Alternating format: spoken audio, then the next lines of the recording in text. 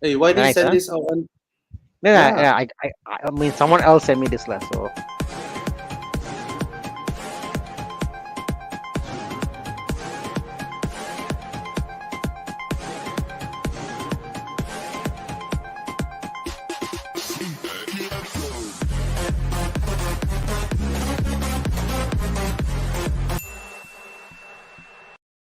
So I can blast now. So nice.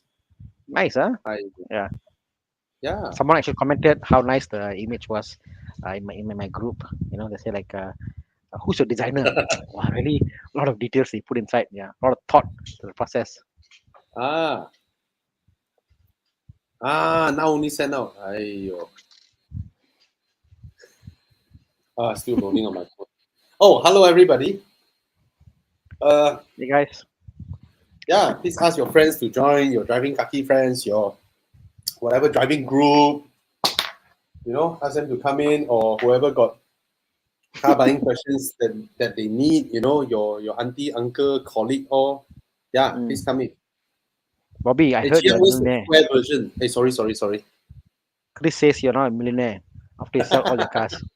I saw that post. True? You know why I did that, right, Tana? You know, I right? don't know. You don't know, ah? I don't It's know. basically to troll. You know, a lot of people now recently, right? They have a 1997 Civic and Oh, 1993 FTO, right? And then maybe they have a Skyline 4 door or whatnot lah. Then they do bundle sale. Wow! Then they put the price tag. Wow, 500K, 600K, all three cars together, and then correct. quickly update sold. I'm like in my mind it's like, yeah, right, yeah, yeah. Either you're I dropping should the do it. value or yeah, like just now I saw what bundle sale FD2R. Bundle sale. Huh? Yeah, another bundle sale FD2R and what is that called? The EP3R, the EP3 Civic Type R, which is the one that I like Mm, lah, but still. mm. And then one Sylvia, okay, Okay. and then bundle price 400K. It's like, Shit. where's the bundle? Where's the bundle? Let's say the That's a FD2R real transaction value 120, 130K, right? Then the 150 like EP3, them lah. okay lah. Mm. Like EP3, I give you max out lah, 100K lah, right? 230. So are you gonna tell me the Sylvia is worth 170K? Every two That's hours that's why I sold did on that. auction. Yeah, On auction, they were sold accident car for yeah, 120. 120. Yeah, Accident car. but but really, it really depends on that time and date. Willing buyer, willing seller. Because Bisa lah, correct. Mm. yeah, because earlier on there was just another one that was around like 130 grand. There was also one transacted like 200 grand. It really depends on that.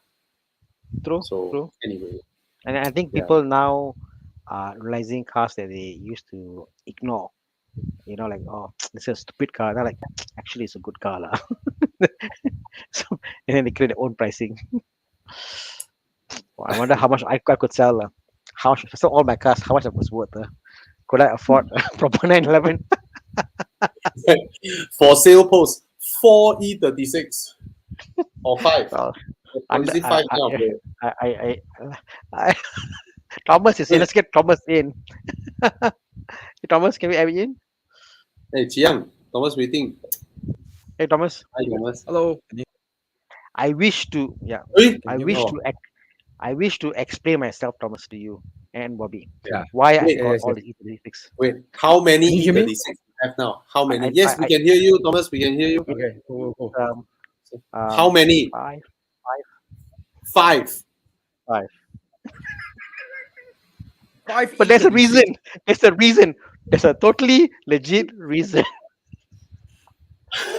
He's, he, you're missing the black, is it? You're missing the black one. Recently, black. Yeah.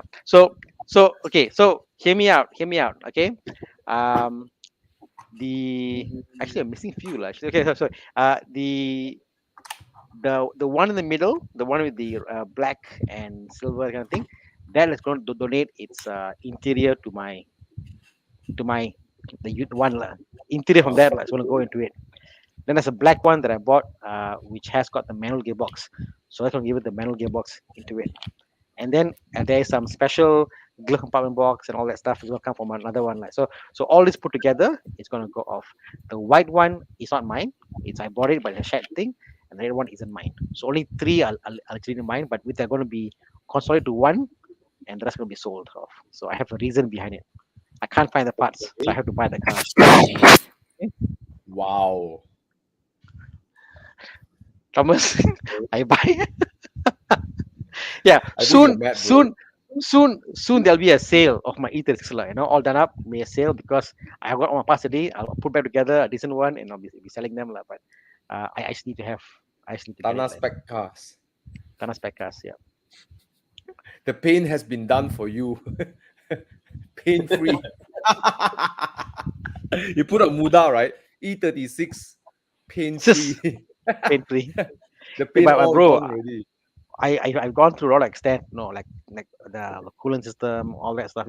So I've gone through all this car. So I am now becoming a master of what can go wrong with this car. Like I know exactly this is it, and then it's done, So it's nice, Easy, it's bro, fine, you're mad. it's fine. So I which thoroughly enjoy it. engine will it have?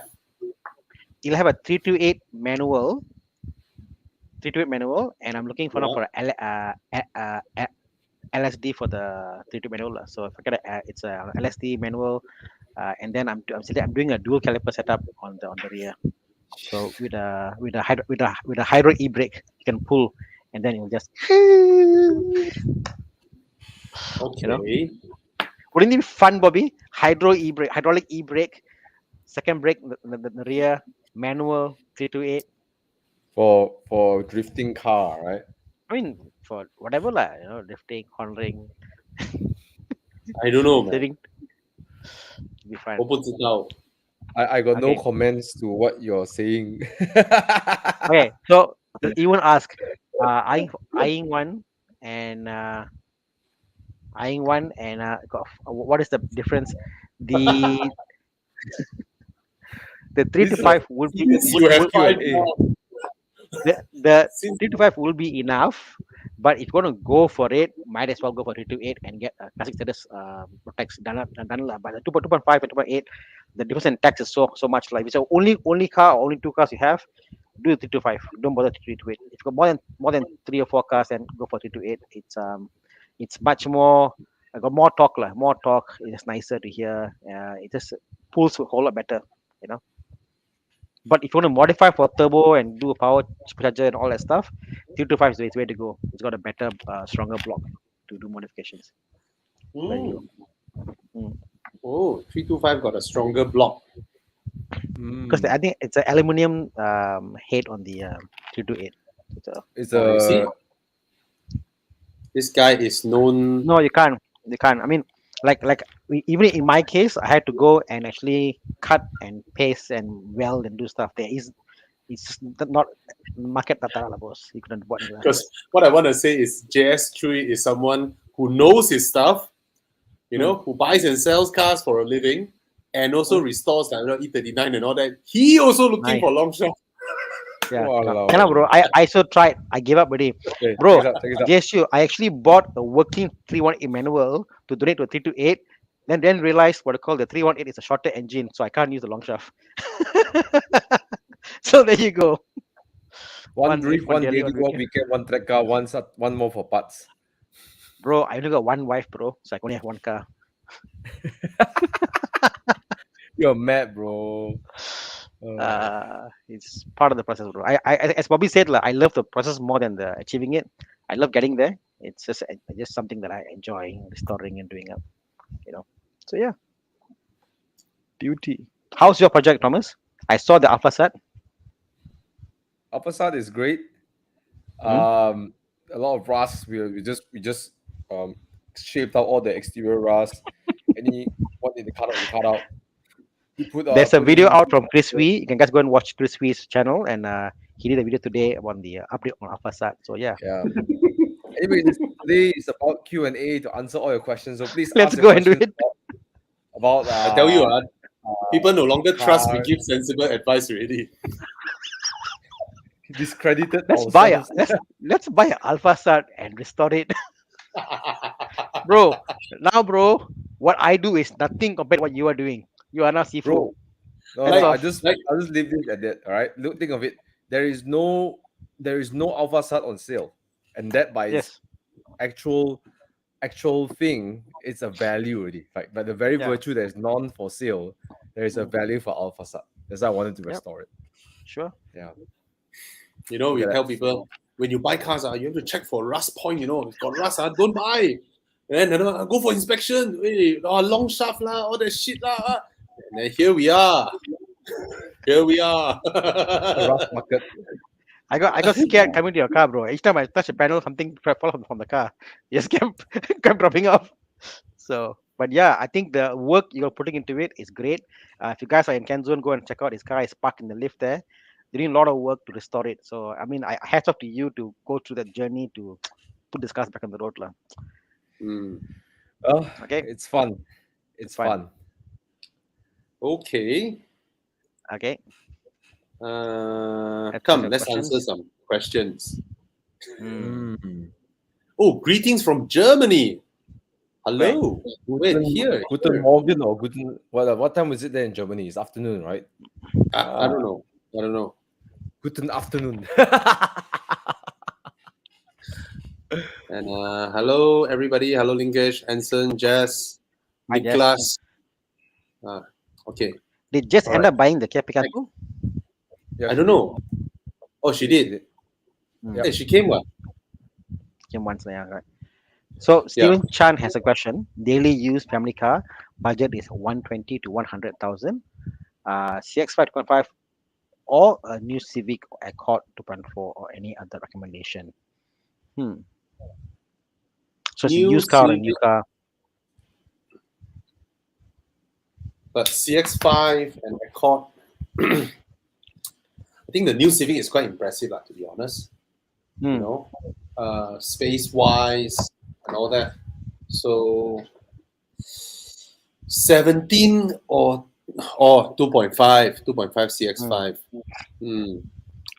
2.5. Which one would you go for, Thana? I'm a guy for I do the Mazda lah. I think that there's a practicality of a SUV because if it's the only car, I think having that height, having that ability to go camping or somewhere else, or kids are in the car, they have visibility, you know. So like my kids, when in the car, they prefer getting on the average, although it's diesel and it's not as refined as other cars, but they prefer the visibility looking out.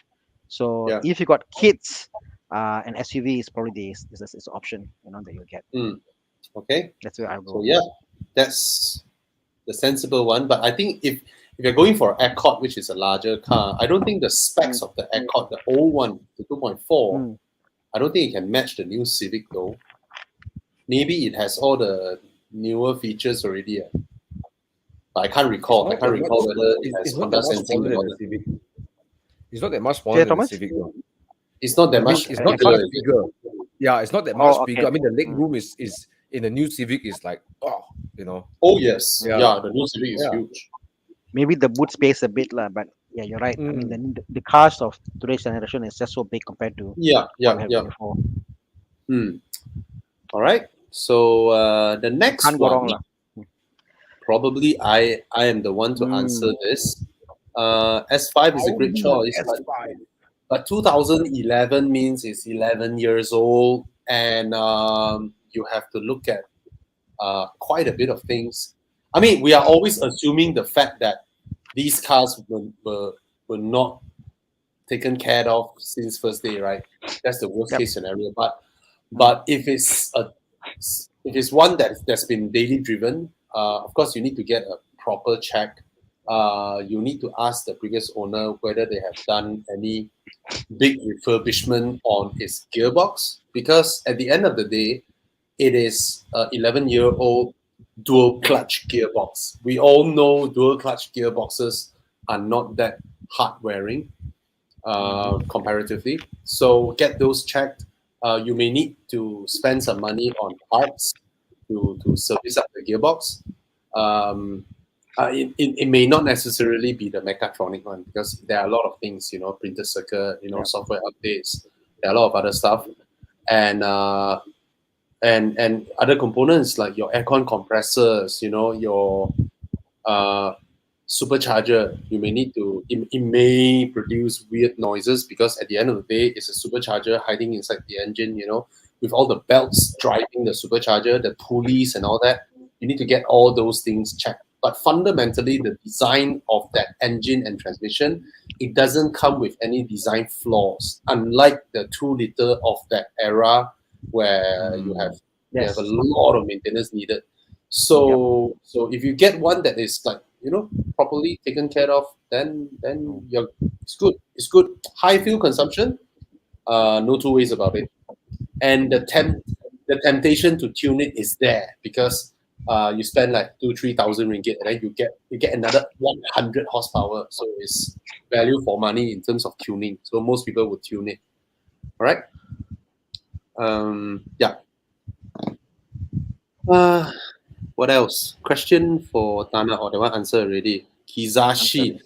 Kizashi is a fantastic engine car. It's a great car, good size, spacious. Yeah, it's selling for under 40K. I tell you, you tekan the price if you really like this car. Like if they list it for 38K, you open your price 25, see they want to sell or not, because nobody looks for these cars. They're great cars, good engines, but the big but is this, how few of these cars are running around. So it will be the same as those people who buy some rarer cars like Toyota Crown. I think this is even rarer than Toyota Crown. So you may need to source your stuff from Japan. Don't worry, there's a lot of people who import stuff from Japan. And yeah, just press their pricing. You see, this one asking 29. Open 20, see if they sell or not. You just have to wait. Press their prices. Because, yeah, very few people are asking for these cars. Great cars. And Suzukis are very reliable. Right? It looks pretty interesting. It's actually, right? For the price, right, bro? The rear looks nicer, though. I like the rear. Yeah.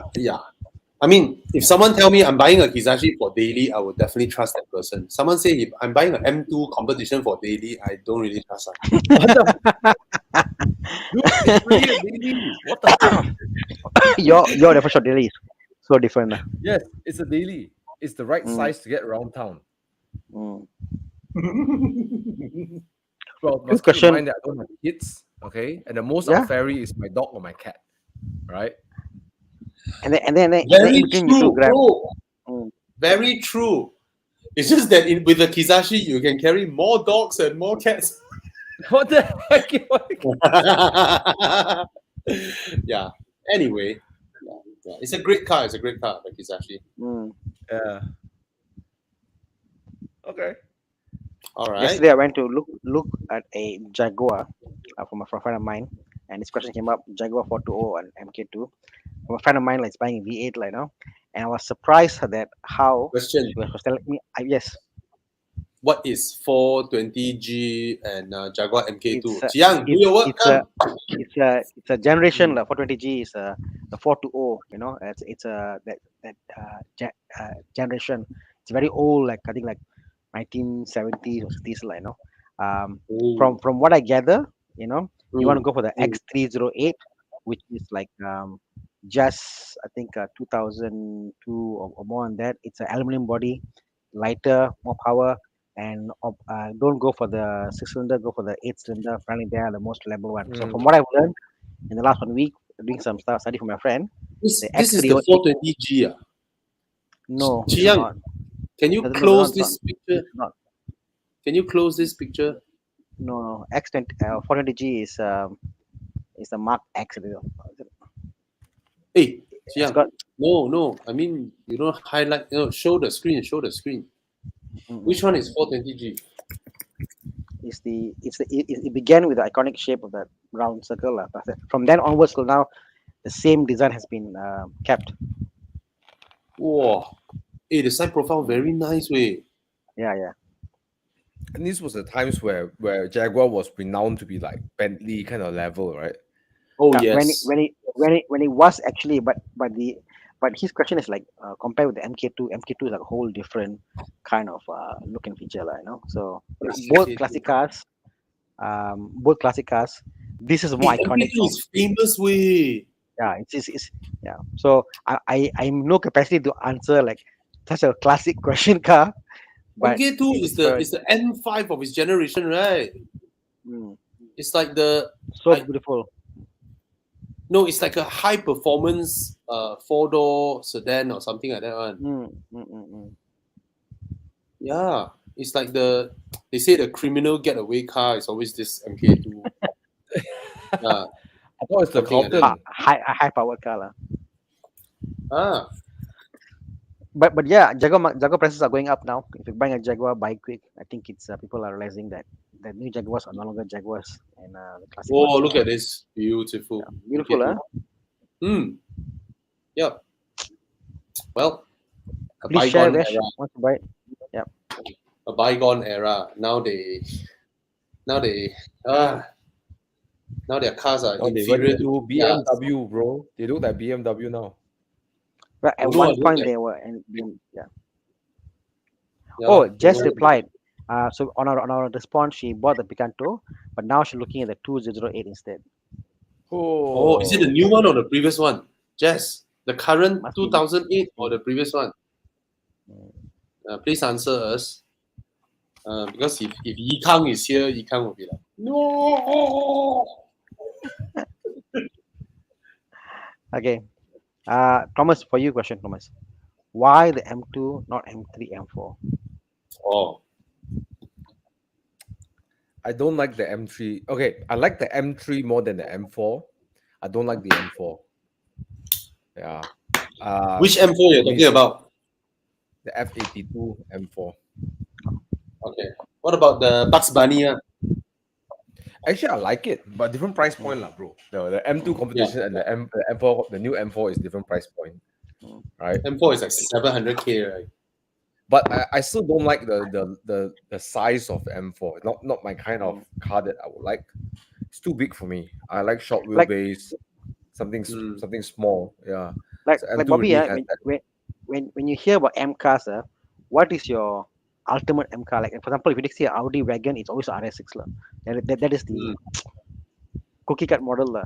When you look at M Yeah. car, what do you think about when you see what a M car? Is it an M3? Is that what comes to your mind M3. growing up? M3. But and that's why I M3. feel the M2 is the best M3 now because it fits that kind of requirement. Yeah. M3 is Yeah. just too big, too comfortable. It's not there lah. The M2 is the proper like on the pedestal of the M cars. That is, it satisfies Yeah. all that. Like no, I just think it's beautiful lah. So it's Yep. amazing. And M2. Thomas, to be honest, M2 is more handsome than all of them. Yes. Oh, yes. M2 is like the prettiest BMW front end in the past 20 years. It's the prettiest front end. Yeah. Mm. It's It is- really, it is. really handsome looking. Mm. It's very handsome. I completely agree with you, and I think it's the right size. I mean, for me, the E46 M3 was the first M car I ever got to drive, and it really just stole my heart. Like the way it drives, like the way it goes around the corner, so tight. But the stupid SMG gearbox like smacking your head every time.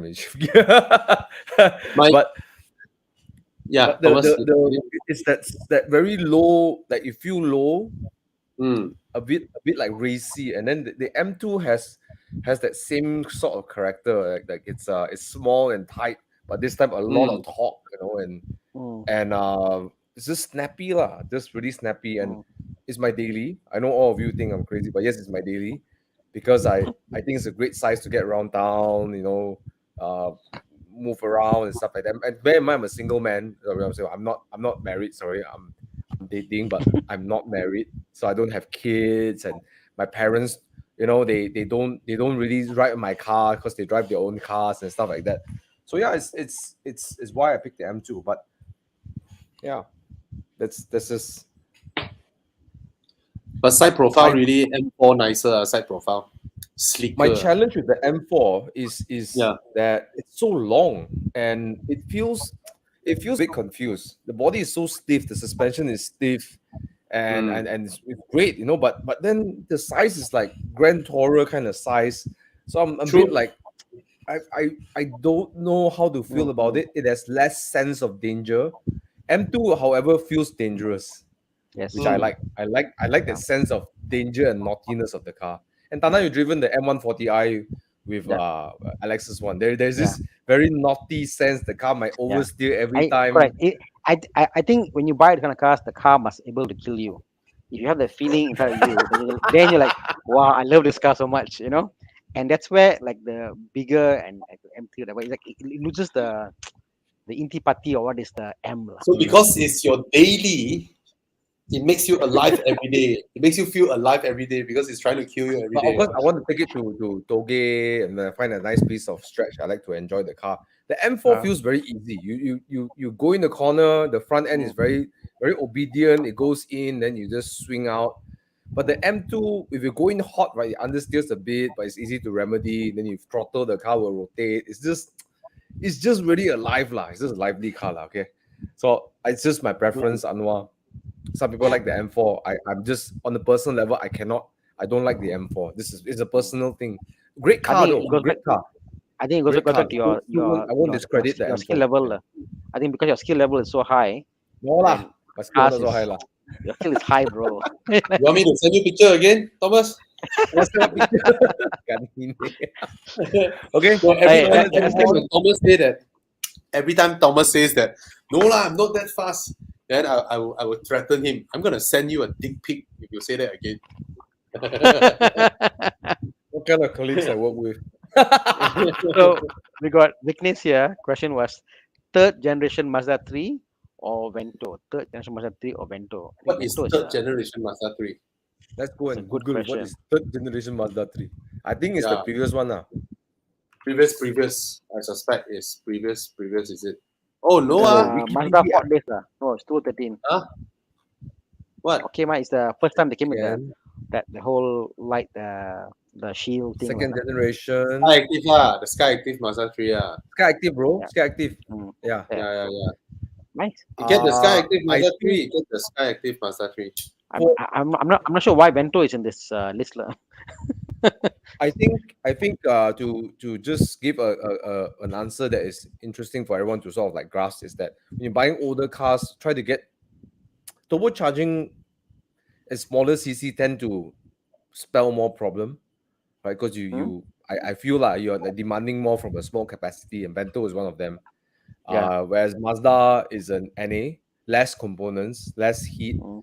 And you're running things that are understandably more reliable, naturally aspirated, and then you have torque converter, right? And Vento you have dual clutch, so it's like the word reliability. You kind of know where it goes with Mazda 3 lah. Yeah, And it's not And much I wanna slower than add- the Vento. It's Yeah, not much and I more slower wanna than the add- Vento.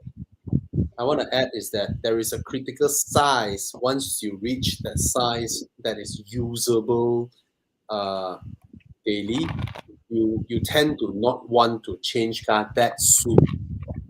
If you sometimes you get a car that is too small, right? Very quickly you'll be looking at other cars because very quickly you'll find, oh, I end up in a car too small. That was what happened to a lot of people who bought the Polo. It's nice back then. Wow, Volkswagen, about 100K. A lot of people bought them. But very quickly they find that, it's really too small, not usable. Even a 1 Series hatchback as well. It's actually really small and very soon they'll be looking around. So the Mazda 3 size is just nice as a start to totally fulfill all your needs. And I think, yeah, and the build quality of this Mazda 3 is pretty good. It's when Mazda begin to want to make a point that they are different from other Japanese makes. So yeah, can go with the Mazda 3. Okay. This is Okay. a good question. Buying the pre-facelift Arteon at 200,000 for long-term use. Of course, go ahead. But pre-facelift, bro, the 2020, whereas the new one is 250. I think it depends nothing much, right? But it's actually on the price parity. 2-year-old 50K discount, which is 1/5 of the car value or 1/4 if it's looking at this, right? So I think it's justified. For 2-year-old 50,000. Yeah, and I guess Mm. like 9 years, it won't look out of place in 9 years. You'll still look 9 years means he is trying his best to stretch it, and 250 might be above his loan margin. I see. So it's the kind of car that you can really own 9 years, 10 years. This is the kind of size, right? You drive this car, right? 9 years later, or before 9 years ended, 7 years later, you look at a 5 Series, right? You go in, right? You're like, why should I go into this when my Arteon has just as much leg room, front and back, just as spacious. My boot is even larger. Yep. There's no point, and I am faster. Your car produces more horsepower than the regular 5 Series, right? And it's so handsome. This car's design will last a very long time. So yeah, it's the kind of car that you can take a 9-year loan. 12 if they allow, it's okay. Totally okay. Yep. Mm. Yep. Great. All right. Okay, how about this one? Hasbullah says this is a big problem. Bobby, you need to help Hasbullah here. You click. Hey, Okay. Hasbullah. Yeah, Hey, yeah. hey, We both seeing this. We must answer this Yeah. question. There's a Okay, big gap. hold on. I'm gonna read out the question because sometimes people listen to this while they're Sure. driving the podcast. So Okay. Asmullah is asking, hi Bobby, I found that there is a big gap for the F10 M5 between 2013 2017. They are not just available in Moda and Kalis. Do you know why is this? Just helping Con do his research. Yes. Thank you, Hasbullah, so much. It's something that we try to highlight every session we do on Monday. Conform 5, yeah. Call for M5. Actually, what year was Brandon's M5? 14. 2014, yes, it's a competition spec. Yeah. So, Hasbullah, 2014 onwards is the competition spec, and the F10 M5 was going like 180, 200, but our good friend Brandon put up his car, which is a competition spec, 2014, for 258,000, and within a week, it sold. Wow. So it is maybe, from what we heard, there is a huge improvement from the 2012 M5 to the 14. There's a huge improvement. So people know that. People who's looking for M5s, they know that, and they're willing to pay more. So other than that, this one. 13. This is 13. It's being flipped right now for a higher price. Oh, immediately. Yep. Okay. Not bespoke. Bespoke has someone else selling it. X Car Global Auto. Yeah. Oh. Okay. Yeah. That's his. All right. So yeah. I also don't know why not a lot. Maybe people who buy this kind of car back then for close to 900,000, they just want to be the first one to own it. When they're no longer the first one to own it, they buy something else. And I suspect 13 to 17, everybody's beginning to buy Mercedes Benzes. That's when Mercedes beat BMW. The hottest, newest stuff. That people want from Mercedes. Anyway. I just think it's just age that plays the majority part of the price, right? Yeah. Because those are older, 2012, 13. Yeah. I driven Brandon's car. He let me drive this car. He drove my Mini and I drove this car. Yeah. I can't remember the M5 too well, so I just drove the competition itself. So I can't give a fair comparison to the M5 because the only thing I can recall is just the M5 competition. That's it. I don't have a comparison to a normal M5. Yeah. I just did a review of the 2012 M5. I'm gonna put it up, but as per what I described to Brandon, I asked him, "Hey, why is the M5's turning circle so big?" First of all, the steering wheel is huge, and just 1.5 lock, and it's done. I can't turn more, and the car's turning circle is huge. It's unlike the regular, what we know BMW and Mercedes-Benzes, right? They have really tight turning circle for their size, right? Because the wheels are able to turn a lot more than normal cars. Even Mercedes-Benz, they turn their wheels like that when they turn their wheels like that when you're making a full lock U-turn. they changed the, what is this? This is called a what? Tow. The tow. Not tow. No. This is tow, right? Yeah. No, this is Tow. tow. This is what? This is Tow, what? What is camber. this? Camber. Yeah. Mercedes, when you do full lock, right, they change the camber one. But on the M5 that I drove, the 2012 one, it almost feels like a full-time four-wheel drive car. You know, it feels like an Audi. I mean, you can't turn a lot. You need a very big turning circle to make a U-turn. And he said his car wasn't like that. So I guess all these things are the stuffs that people changed in the competition spec. Yeah. All right. Okay. The Just help me. 328. So Aaron V says F34 328 GT, not so popular variant, but I kind of like it. Problem is, will the parts be easily in 5 to 8 years since it's no longer in production? I guess it's a BMW. No problem. You can always buy parts lah. Yeah, but BMW actually sold quite a number of Gran Turismos, especially the 3 Series Gran Turismo. I don't think parts are an issue. For your info, buying German car parts are so easy now. There are so many websites that you can just go in there and order and buy, and it's super easy to buy parts. So no worries on that. 5 to 8 years, yeah, no worries, because again, they share a lot of parts with other BMWs, especially the drivetrains. They share a lot, so I don't see that as a problem. Nothing in the car is unique to it except its panel, as well as maybe the lights lah. Those are the only things, and those things are. I mean, the body stuff lah. Yeah. If someone plug away your rear wing, your rear power wing, you don't expect that thing to be immediately available in any stock case because it's unique to this car, it's specific to this car, right? So other than that, I don't see too big of a problem. I quite like this car. In fact, I was actually looking for this when I stumbled upon my 6 Series. When I went to buy my F30, went to look at the 38 GT, but the car was sold, so I had no option to get. Yeah. I mean, I think ladies would love it as well. I mean, your wife would love it because it sits taller, right? And it's so spacious. I love the fact the rear boot is so big. It's flat and huge. Has that railings. It's huge. Yeah, it's the kind of car that Thomas will not daily.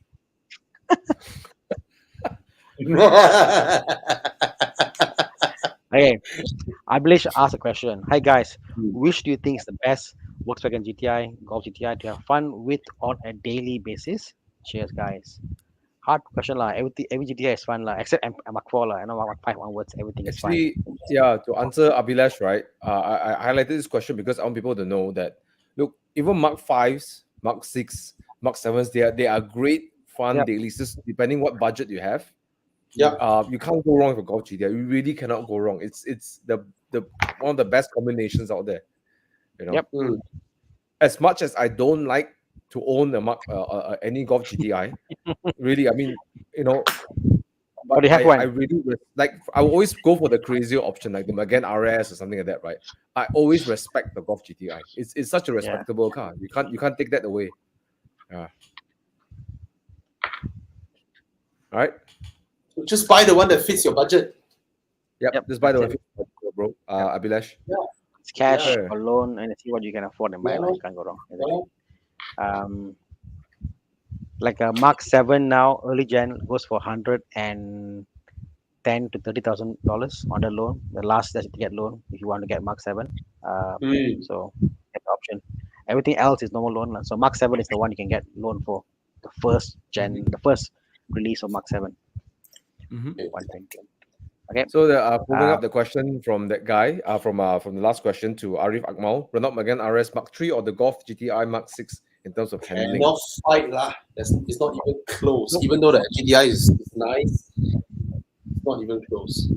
People forget that GTI is not a sports car. It's just a very good town car to drive, which has got a big engine. The R is you could talk about the R and the Megane RS now. Now we got to talk about but the GTI is just a good daily car, powerful. My mother will love it. That kind of stuff. The Golf car is not really a sports car too. It's just a very fast Golf. You want to talk a sports car, you're looking at a club sport. with a different kind Yeah. of suspension chassis setup, Mm-mm. that's more of a more prime for sporting or racing lah. But the RS, the Megane RS is like an M to the BMW, So Mm. just to give that perspective, um, so I don't think handling. Okay, I won't say which faster, which slower. Let's put that aside. But I think you have to understand one thing: the Renault Megane RS runs torsion beam behind, and it runs this trick. They have this really. The French created this crazy suspension in front. That can kill torque steer using torsion LSD and stuff like that. The car swings a lot more on the rear. The rear is a bit more. It's light on its rear, whereas the Golf Mark 6, all the Golfs like to sit on the rear, right? So the reason why I just want to just quickly share this is like one is Mm. more playful with the rear, which is the Megane. The Golf is very secure with the rear. They like to feel secure around the rear. So I think it comes down to not which is faster or not. Which one do you like? Do you like that the danger Yeah. of the rear swinging out, or if you like the steadiness of the rear sitting into the corner, out of the corner? So you can't really say which faster or not. I just think it's a preference of what would you like to handle, you know. Do, And do, But can do you I guys add? torsion idolize beam Thomas lah? gives you a very rough ride lah, because it's torsion beam lah. Torsion beams are not Yeah. great, and the Megane is super stiff lah, right? You know what's So amazing? it's This question, right, is exactly the same scenario as comparing the current Civic and the Mazda 3. Exact same comparison.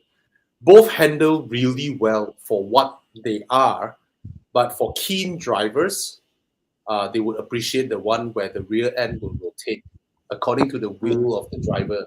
See, and it's an inherent thing. It's not about who is better, like what Thomas explained.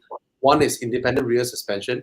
Independent rear suspension, when you turn the car, they sit and both sides can react to the road independently. They keep the wheels on the ground better. So you have more mechanical grip to grip the car through the corner like it's on rails, right? But the Megane and the Mazda 3 both are using torsion beams to create the effect whereby once you corner harder and harder, the rear tends to slide out together, the whole axle, to point the front in. But you have to be the kind of driver that appreciates this, and you are sacrificing your daily comfort when you are making your choices, right? So that's how it is. Okay. Dun, dun, dun, dun, dun, dun, dun. Mhm. Let's see. What other questions? Support M2 was a great car. Also M5 for con. Yeah. Mhm.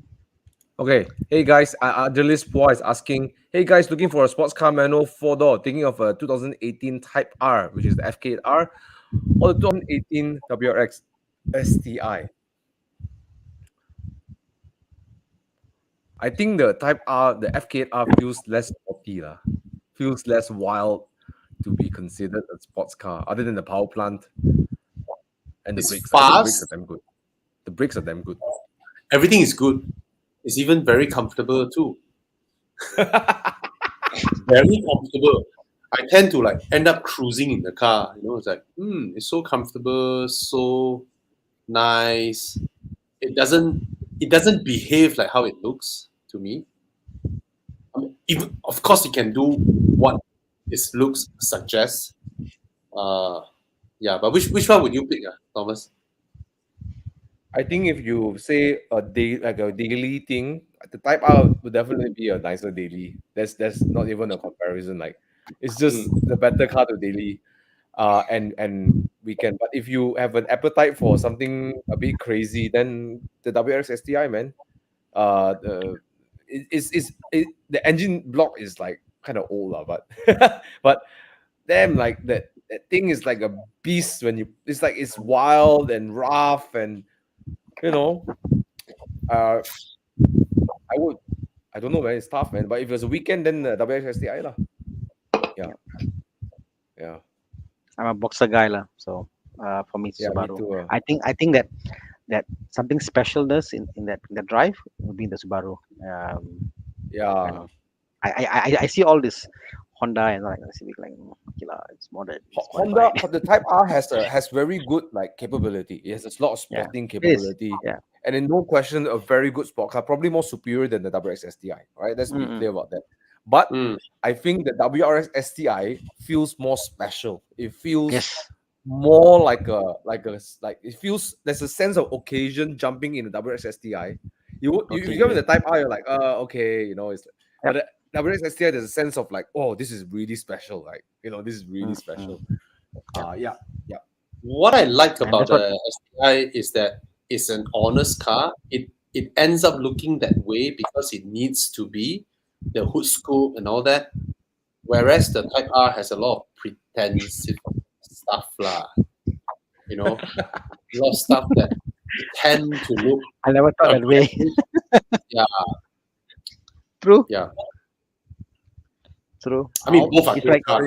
For the FK lovers, ouch. Yeah. The Subaru understeers though. Yes, it does. The nose is heavy. Yeah, the nose heavy. It kind drives of. a bit like Audi. You have to throttle the car out of the corner. Oh yes, yes. It But drives when like it Audi. does, man, what the heck, man? It's like, okay, there's less inertia than Audi, so it doesn't. The engine is smaller now and it's lower, so the inertia of the understeer doesn't feel that bad, but it's there Because the engine is very low, so the low engine allows them to hang the engine out front. Whereas Audi hang it out front, then it's a tall engine. They go, "Wah!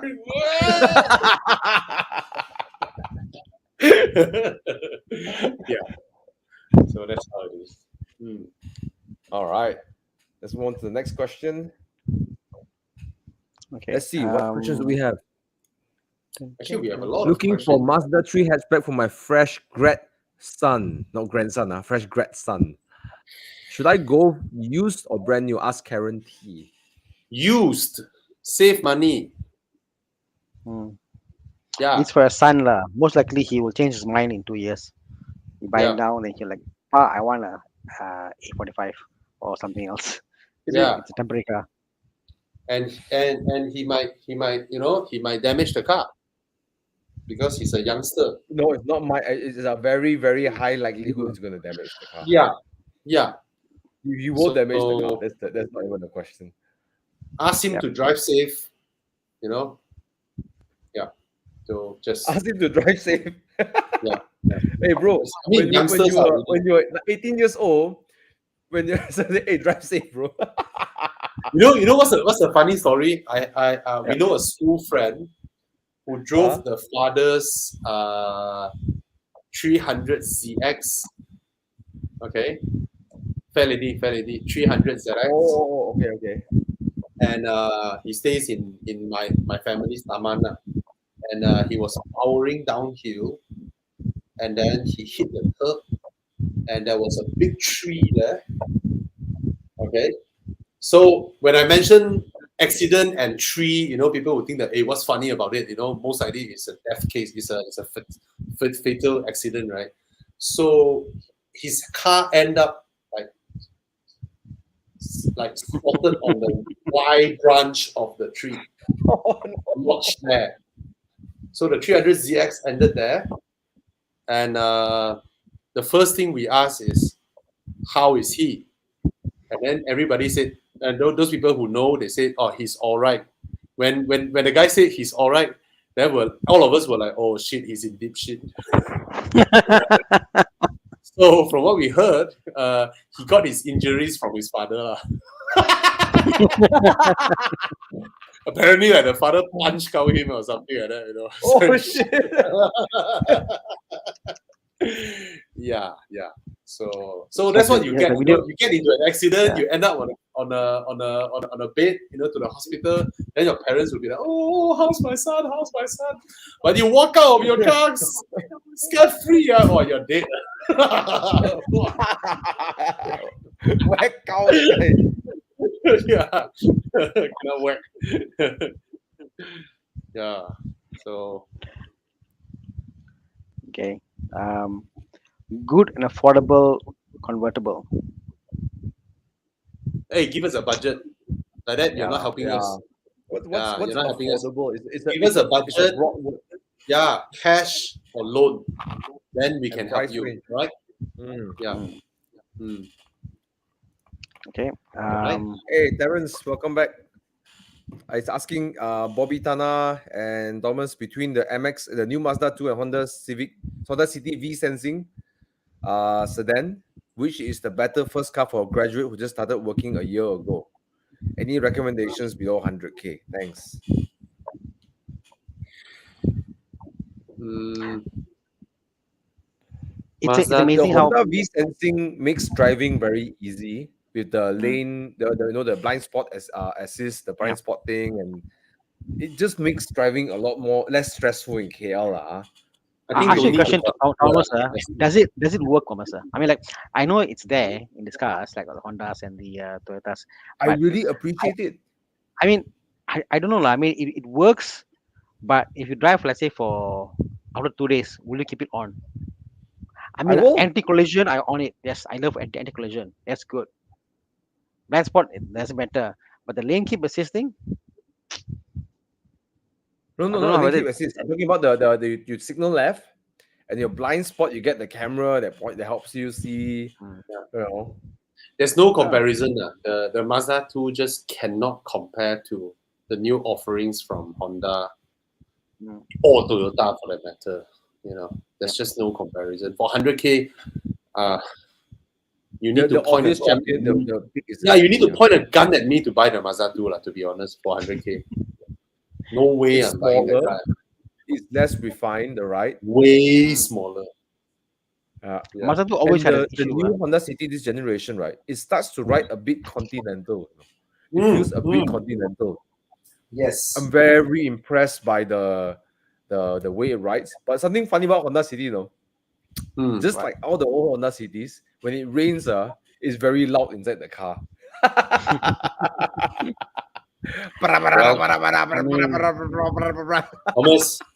Thomas, Can you change get that it. with the W205 as well. Yeah. So, yeah. Yeah. No, not so bad. The city one is really loud, bro. Really loud. I mean, for the B segment, I think all of them are like that. I think B segment, really, all of them are like All right, the Toyota not so bad. Xiang Altis, is like, not yours not you so can bad. go auto foam. Auto You can go auto foam. Yes, you can. Hey, But you know what's yeah, funny? You know what's funny? There was this time when the current generation Countryman went into auto foam to do foaming, and Desmond removed the headliner, and he took a picture and sent to me. He was like, "Wow, okay, that was the first batch of the current generation Countryman. I don't know about the current batch. What's between the roof and the headliner is a piece of cardboard, like actual cardboard. wow. Those used to make Wow. our boxes. It's a cardboard. That was before local assembly, so it's CBU and it's cardboard. Maybe it does a bit of damping, It does. Wow. When you see Depend, cardboard, man. you're like, It's a cardboard. It's a yeah, fire hazard, bro. Whatever it is, lah. They shouldn't put a cardboard, lah. I don't know. Mm. Okay, come. What else? Okay. Oh, moving on. he gave Yep. his budget. Oh, MX5, man. MX5. yeah, MX5. MX5 don't give you the comfort and luxury of the Audi TT, lah, to be honest. And in a way, Audi TTs are you sit more comfortably for daily use, more luxurious, rarer than the MX5. That's about it. It doesn't drive bad. The Audi TT is But I anyway. don't understand. He's saying he Yes, wants a convertible. TT convertibles are very rare. yeah, Audi very TT is rare. comfortable. Very But rare. So I don't think you can get a TT convertible, lah. I don't know. Maybe he Very found rare. one. Maybe he found one. Yeah. Maybe he found one. But it's a good sight to see the current new generation Audi TT roadster if you found one, because to be honest, really MX5s are everywhere. MX5s are everywhere. So one no loan, one got loan, but too expensive. I remember Chi Yang sold one to a guy from Penang. We went for a drive together. I was following him from behind. It looks really cool. Yeah, it looks Yep. cool. It's all 3+ lah. The one Jiangsu thing. So Oh, God, Very Audi T. Oh, no, that's the old one. Even the Yeah. old one is nice. The one that Edward drives. Yeah, but MX-5 is nice. Oh, God, lah. Chu Yang still have it. They still have it in white Penang. color one or white color one. Oh, sold already. No, Ah, this one is a new one, updated on July 8th. Ooh, what color is it? White color, white color. Ooh. Chiang, you post your brother's Audi TT. Ang Chu Yang, Ang Chu Brother. Yang. Yeah. Kalis. He's in Kalis. Your brother. What the Expensive heck? car, go Kalis. Muda also got lah. Muda also got. But this one is 258K. Not the budget you mentioned at 150, 170. So MX-5 lor. And MX-5 resale value is no joke. No joke. You know what? I really wish someone would import a ND2 2.0 soft top from UK, because there are some in UK in the Seoul rig. You buy that, right? I tell you, it's going to hold value, right? Yeah. You look back in the past, and you're gonna look at that ND. People are gonna look for the 2.0 manual soft top. Yeah. Right? And if you get the 2.0 ND2, I tell you, people are gonna look for that. You can price easily 30 to 40,000 more than the other. And this someone, if you're looking for, you can import it. It's probably around 170, 180,000 altogether, importing everything. I think it's worth it if you have that kind of money. A HK video cassette. Talk to a recon dealer. I really suggest, if you want the MX-5, go for that. Yeah. That's the one that people will desire in the future. We'll look back and say, I want that, Yeah. ND 2 liter. Hello, Con. Hi, Con. Con. So Brendan Lim asked, hashtag Con45. Con45. Con4M5. Conform5. Confirm. Confirm, huh? Yeah. Voila, he got his eyes on a Targa already, bro. He said last week, he said Yeah. he wanted to get a 911 Targa. Oh, yeah. $1 million, sir. Well, it's always something to aim for. What? Josh Rada. Intending to relocate to Malacca for semi-retirement. Very good choice. I'm looking to acquire the BMW M340i. Yes, please. It only costs how much in Sing dollar? 100K. 100K Sing. You can only buy COE in Singapore. That's your COE. And you own the car forever. Unlike Singapore, 10 years later, the government will steal your car if you don't pay ransom money. I really love the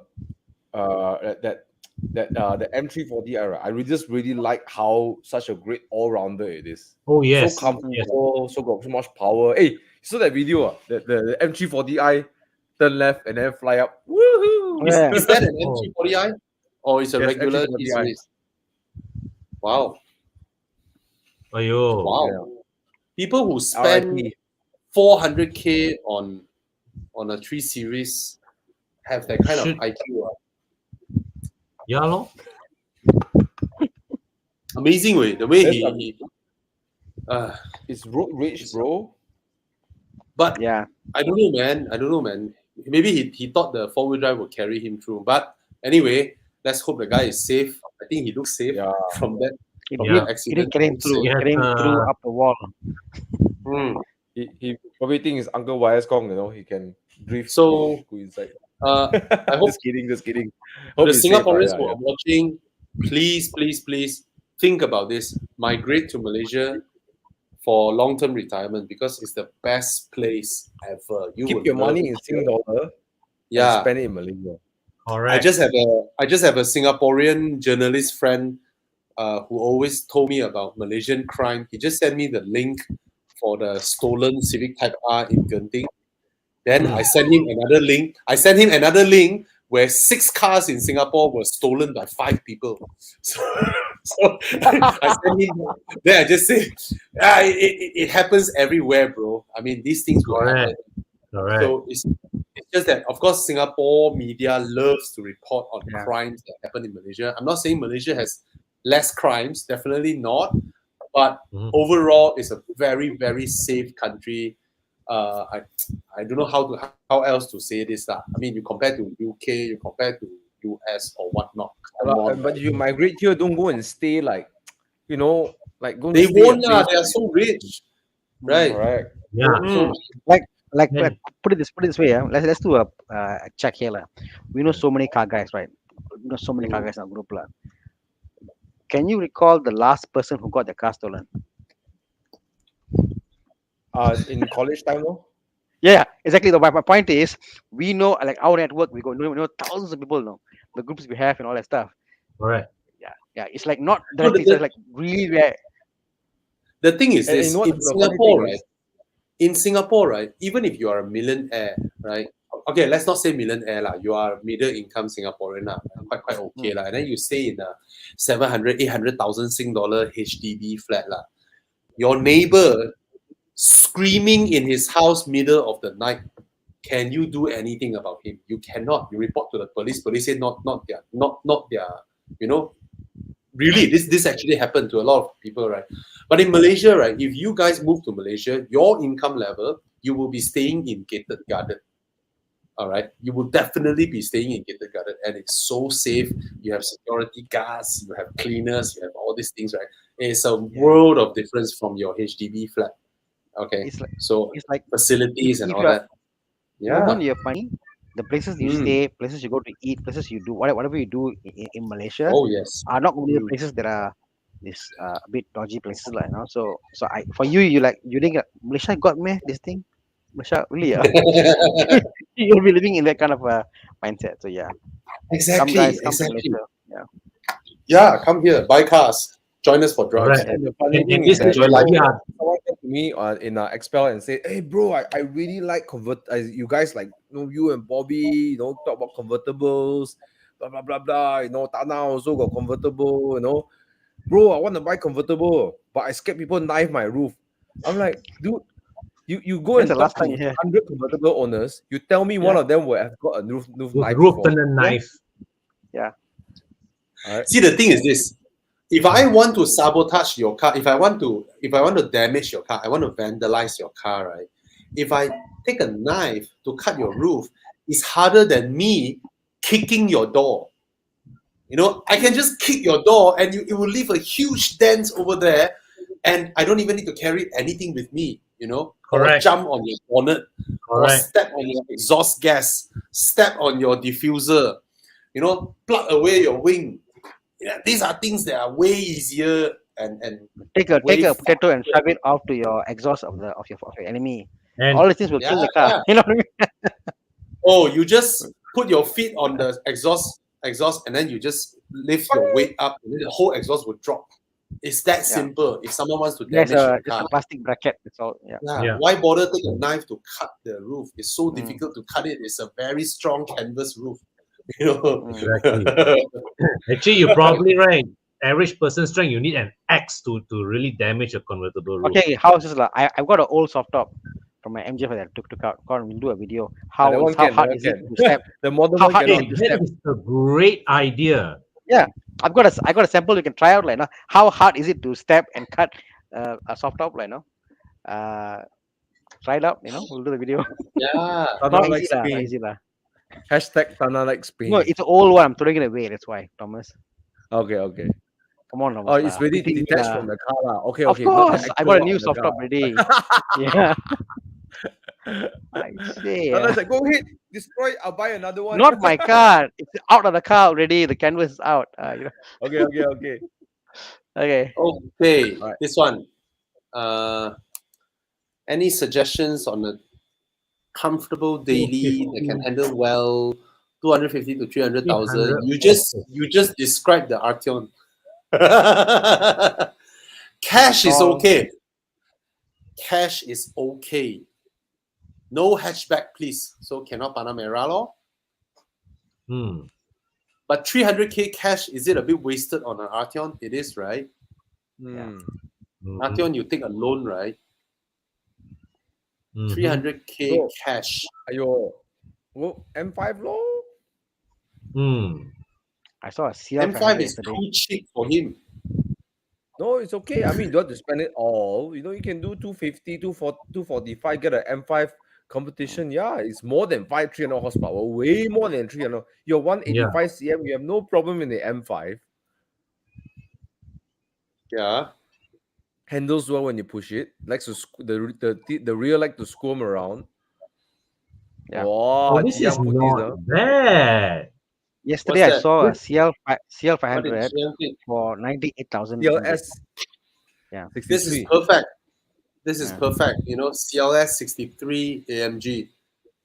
Oh my God, this is a fantastic car.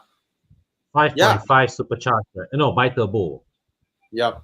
No, I got 5.5 a feeling turbo. that this interior build quality is better than the C63's build quality of the W205. Oh yeah, of course. It This is. generation Mercedes build quality is solid. Yep. It's just that that center console with the telephone pad button that has aged, but it's solid. I hate that, bro. Mm. I don't get that. Anyways, yeah. I think that's a good buy. CLS 63 is stylish, bro. Yeah. Great suggestion, Tiang. All right. Mm. Okay. V60, yeah. What's okay, my V60 wagon? If you want something newer, V60 wagon recharge. Yeah. Mm. Well, they set the new price up. They increased the price of the newest V60. Yeah, 300k now. Wow. Ouch. But it's worth that much lah. It's 400 horsepower lah, to be honest. Oh, and, Yeah. and the interior. Oh, I love Volvos, man. Yeah. Okay, this one. This is a question that probably needs you guys to answer. Sorry, he just one? Okay, quick answer, Come. follow-up answer from his M340i. I'm not sure, but I don't think so in terms of NCD, Josh Rada. But the good thing about Malaysia is that you can now buy a 2,000 ringgit car and leave it in Malaysia, make sure the insurance is active, and you start collecting your NCD. By the time you buy your M340i, just transfer it over. So, 1,000 will do. So, which means it's 300 Sing dollar. Okay, you spend 300 Sing dollar and buy a Proton Saga, put it here, register it, put insurance there, and then you can transfer the NCD. So a lot of people here, I just want to remind everybody here, you all can do this. You save a lot of money when you buy something expensive next time. Okay, a car that is about 200,000. Your first insurance payment, right, can be up to 8,000 ringgit. Imagine you have 55% NCD. You save a lot. Okay, do buy some cheap cars to collect your insurance NCD. Right? Maybe that's what Thana is doing with his 5M4 E. Bro, your car already no interior. Why you still renew the insurance? Oh, I'm a CFO. See? Financial planning. Who was it that said Crispy had 15 NCDs? Really? I don't know. I don't think I have that That's mine though. bro. I don't have that. No. All right. Okay, this one you guys answer. What's that? I mean, it's your favorite car, Thomas. I mean, your Hate father turner. Hate turner. threatened How is you. that a hate turner? Please explain how is that? Okay, hate People turner. look at it. Hey, hate turner doesn't have to be beautiful. Yeah. Basically, it's it's like just that Hong hate only, Kong, ma. you know, there's See- this Hong Kong like a beauty pageant. The girl that goes to this beauty pageant, you know that Yeah. I don't know who. I don't you guys know like this is Hong Kong girl that Yeah. They purposely pick her Oh. because she's She pretty. purposely one, right? Yeah, just I to think that's bump what the fat the multiply is. ratings. Yeah. So Okay. I mean, I salute the ladies like boldness. Okay, but you know what I'm trying to say is that come on, please, bro, yo. Anyway, it's your money. 12k. You want to have fun? Go ahead. We saw you. We laugh at you. Happy. Then that's about it. Bring your car to weekend drive. We would love to see Thomas drive a Fiat Multipla uphill. Okay, let's help some people who actually need help here, like this one. All right, I would say the R8. Yeah. The R8 should be the one that's easier to maintain. And So my question from Dan Nixon is Audi R8 V10, Gallardo 5.0, or Ferrari 430, which is easier to maintain, thinking of getting one of those. Okay. yeah, Safe Yeah, choice I is the would R8 one. strongly, yeah, even though the R8 has shared mechanicals with the Gallardo, do remember that one is built by Italians, one is built by Germans. German. All right. And, One is an the- Olympic ring, one is a bull. yes. Okay. So and the R8 V10 is a lot cheaper to buy. Okay. And it's built in the Neckarsulm plant where they build all their RS and all that. A lot more attention to detail. Cars that come out from the Neckarsulm plant generally are very, very well made. All right. Okay. Come, let's unstar this question. Xiang, please unstar the questions that we already covered. Okay. This one, Thomas, worth buying? Yes, no, quick. Yes, right? 997.1. Yeah, I still think Yeah. it's worth buying. Yes. Yeah. Okay. Buy. Fantastic car. Don't be afraid Uh, of the Tiptronic. Actually, it's not that bad, lah. Yeah. Okay lah, I right? feel lah. Yeah. I always find it funny when people saw 997, right? They keep asking, oh, this one got no PTK, blah, blah, blah. And then when they saw a 964, 930, 996, oh, hey, those got no PTK also. What the hell, right? even a 996, the 911 that generation with that Tiptronic gearbox, as you Yeah. drop it, it's also fun. So I don't understand. I mean, you're not racing, you're not going to set Yeah, time lapse and stuff and all that. Yeah, How bro. quick it shifts and stuff. As long as you get to change the gear, drag the gear, hear the Mm. sound, that's all that matters. You know. Yeah. So Correct. I don't. Yeah, Yeah. I don't see the point. You know. Okay. Of course, the I manual just want to better. answer this guy, Chin Kian Hong, asking first ever premium car, get a used or brand new, budget around 250,000. It's a 2019 C300 Coupe worth buying. I think it's all right, but it's also very recent. That means not a lot of depreciation has happened. And for your budget of 250,000, right, and you want a coupe, right, I suggest you to look for an E-Class coupe. I believe you can find an E-Class coupe for this budget now. Should be around there already, if I'm not But it wrong. will be a Because slightly older, all right. maybe, but it's definitely worth checking out. E-Class More coupe worthwhile, but yeah, better than a C coupe. is larger, prettier, more spacious. You'll be looking at the 2017 one.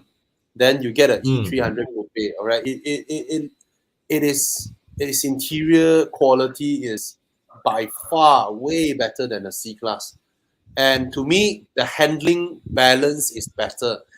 The C-Class coupe has a super fast steering rack that I don't understand Oh, I hate what the is steering rack. yeah, I don't know what is that for. You know, the steering rack is just so quick for no The reason. worst part is that it's very unintuitive. You don't know where it's pointing something. Yeah. High speed corners, yeah, you're like, hey, where's my front pointing? Yeah. Yeah.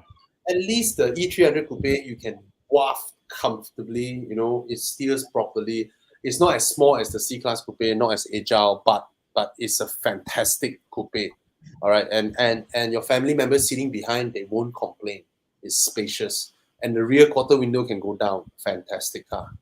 All right. And the build quality interior is way better. Not even marginally, it's way better than the C-Class coupe. Yeah, by far. The Okay, the same E-coupe price. feels expensive inside. Yeah. So get the E-Coupe, okay? All right, done this. What else? We have a lot of questions.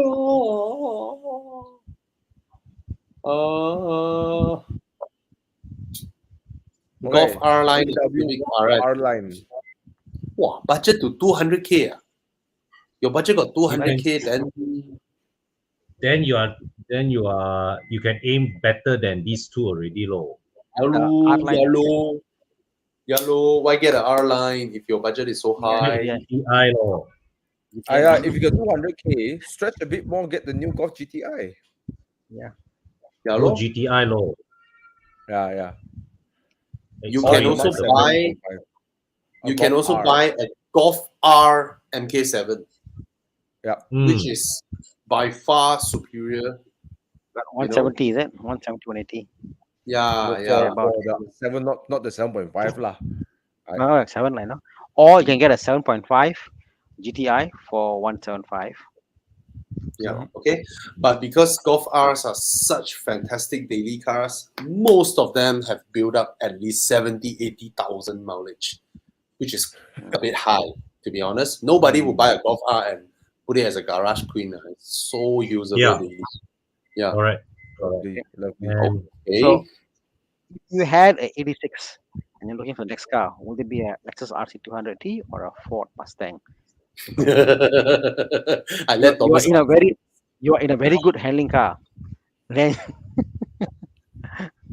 Okay, you Thomas? go in Mustang, right? You confirm complain. Confirm. Confirm you complain.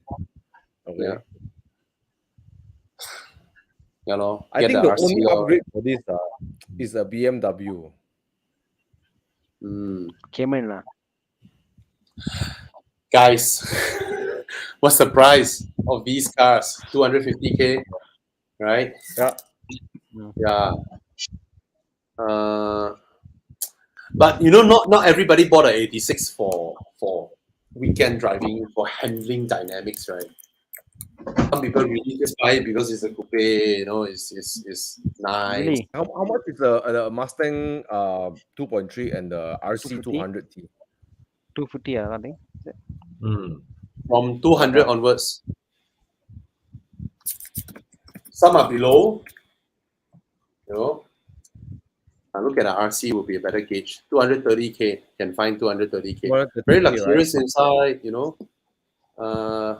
very reliable Lexus.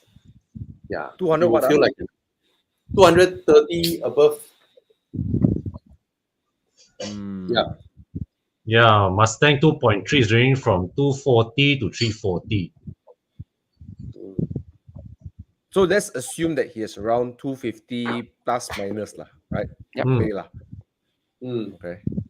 Come, I show you something. Oi. Surprise. M4. Is it the M240i manual? M4. Oh, M2. Okay, assuming he buys the 86 to the mileage damn high. Sorry, don't. How high is the mileage? Bro, I don't think he's lah. aftering pure driver enjoyment. He just want a cool looking 2-door coupe kind of. Yeah, it makes sense because if you're using the RC 200T and the Mustang, the loops is there. Yeah. For me, the Cayman. He can afford a Cayman. He can buy a Cayman with this price point. Yeah, whiskey cola. You can go for a Cayman and try experience a Porsche. Don't. I mean, it's gonna cost more than your 86 to maintain, definitely. But I think it will be more or less like a Mustang. I don't think it's gonna cost anything. I can't imagine it costing more.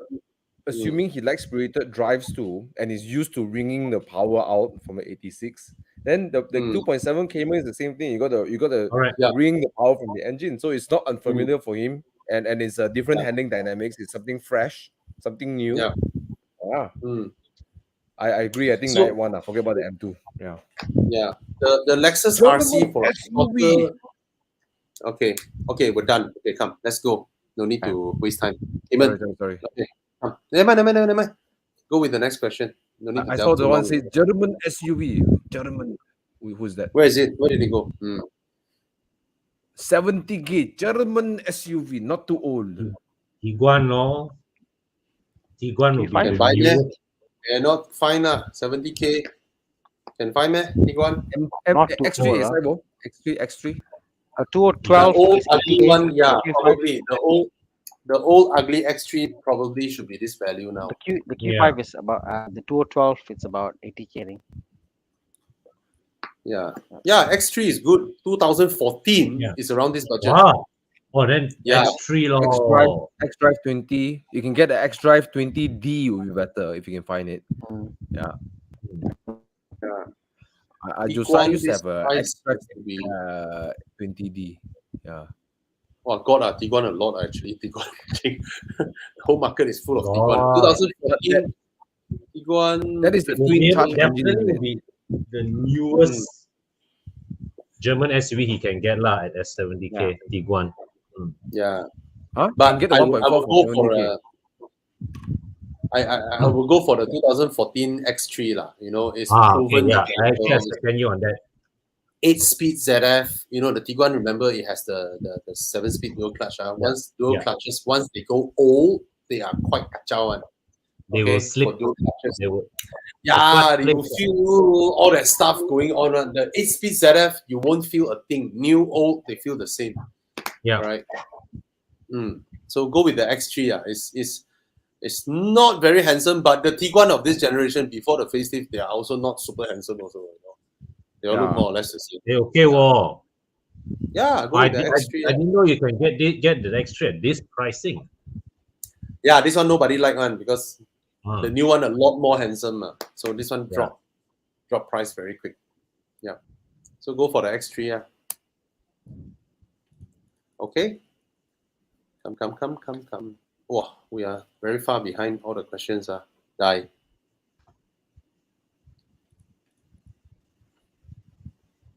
Where are we looking now? A lot of questions. John, got a question? Yeah, I think just to How's the M5 fun coming along? No, I think Con just needs to decide. Yeah. No excuse, Con. Gotta And so earn more far, first, man. Okay, so Con. So the V-Power Racing is more for the cleaning additives rather than the Correct. RON rating, right? Yeah. So this is a quick answer to this one. That's why I always like to pump that. Jordan's asking, okay, hi guys, the CLA 45 is it a good daily or other alternatives for the price point? It's a great daily, I feel. The current one, yes. Yes. The previous one, no. Yeah. The current one, yes. The current really surprised me in its as a day. It's pliant. It's pliant enough. You know, it's super fast. It looks really good. So yeah. But again, it's a very expensive car. It's like how much? 400 plus. Yeah. 450. 450. Wow. So at that price point, an M340i is much better value, if you ask me. But it lacks the craziness of that 2-liter turbo. Yes, cannot be compared. Cannot be compared. Yeah, and the frameless door and stuff. So I think Jordan, the other alternative, if you're looking at new and stuff, is the M340i.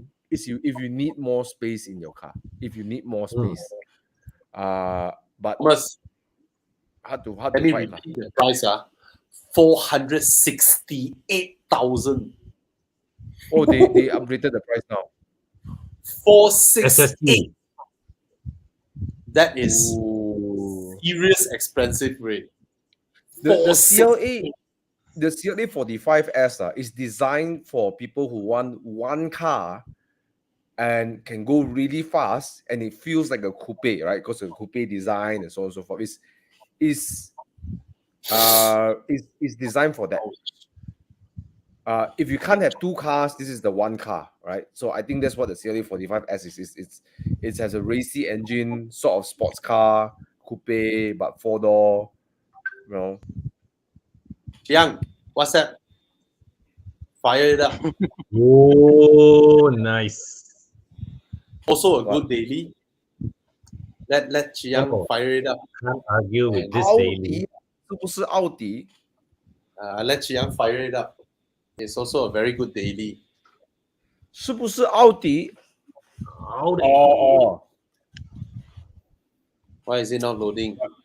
You compare this car to a 45S engine, you feel like this car like tractor engine. Yeah, I know. But you see, Thomas, but 但是这个是保时捷，保时捷 it's is not Yeah. not It's It's not about everything is yeah. about power and acceleration, like Thomas. because at the end of the day, it's a Porsche. pulling their leg. All right, this is just about because the A45 engine is just mad, right? And then Yeah. I know. But you're right, bro. It's a nice daily. It's a fantastic daily, especially it's a Carrera, and it's not as fast as the CLA, but when this engine comes on full swing, NA, you hear the sound, and it's a Porsche. You drive it for 5 years, 8 years, what's the price gonna be? It's still gonna be 350,000, Like 380,000. if you ask me, I can imagine having a Porsche parked in my driveway for the rest of my life. I can't imagine having the same Mercedes parked in my driveway for the rest of my life. So, irrespective of what model of Porsche it is, I can imagine The 991 generation, the design is really timeless. Like I feel like in today's it's 10 years old, man. And even today, you see a 991.1, a 991, it feels like it doesn't feel old. It feels like wow, it's still it feels fresh. nice. Interior, exterior, it's nice. It's gonna still look relevant in the next 5 years or 10 years. Where you're right with Thana, you put a CLA 45S. After 10 years, you're gonna look at it. It's like there's a newer CLA 45S. Like I can even today, I can look at every single Porsche ever made, and I look at it, I'm like, wow, every single Porsche. I can appreciate and I love it. So A CLA 45S, right, is the kind of car that you can buy when it has dropped to around 180,000, and you can still apply loan for 180K and enjoy the car for 1 year, or 1 year you'll be bored with it because you can extract its performance in 3 months. You can fully extract everything the car can do in 3 months. Agreed. And then you own it for 1 year and then you sell it, or 6 months or 8 months, then you sell it, right? But a Porsche at this kind of price point, at this kind of year, is bordering the last few years you can get loan and reasonably entry into it. For if not, a few years later, you will have to buy cash at 350,000, 360,000, which is practically unachievable for normal people like us. So at this kind of price point, if you can get a car loan, you get a Porsche. Whereas the CLA, you can buy later when it has dropped to 180K, you still can get a car loan. It's still not too old. So think about it lah. Like that. Okay, guys, I've got to go. You guys carry on, and I'll see you next No week. problem, bro. See you. See you, And Thana. stop buying E36. Stop buying E36. Have you bought I've got all my parts already. I'm just putting it together now. Have you bought your sixth one?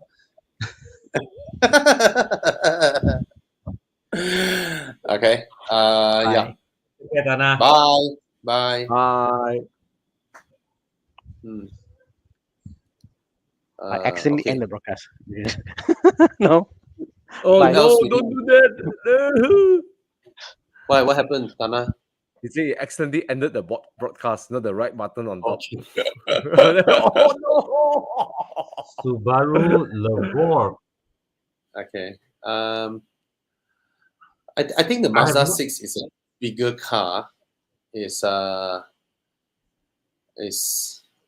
Actually, I prefer the Mazda 6 to be honest, compared to the Levorg.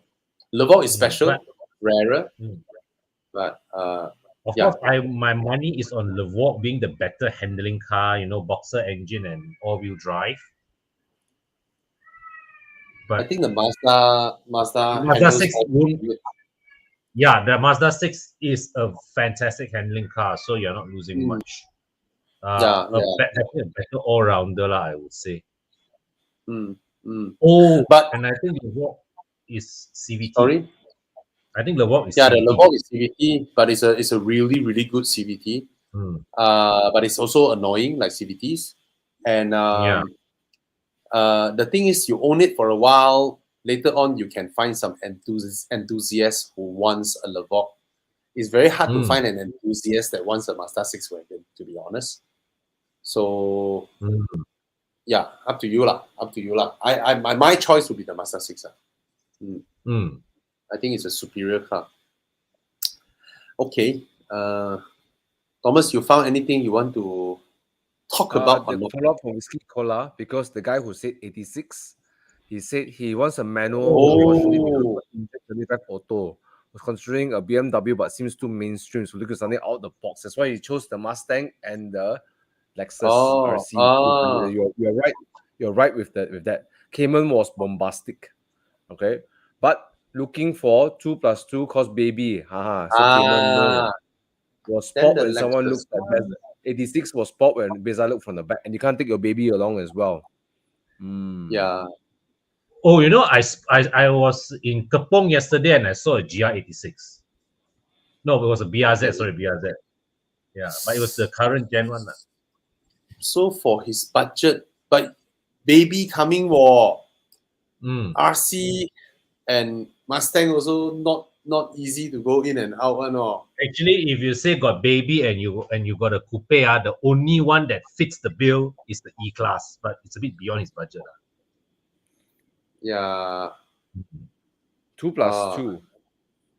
Yeah, he wants a 2 + 2. Very unique taste. Okay. Let's see how much it costs for an F80 M3. Ooh. M4 ah. M3. M3. F80 M3.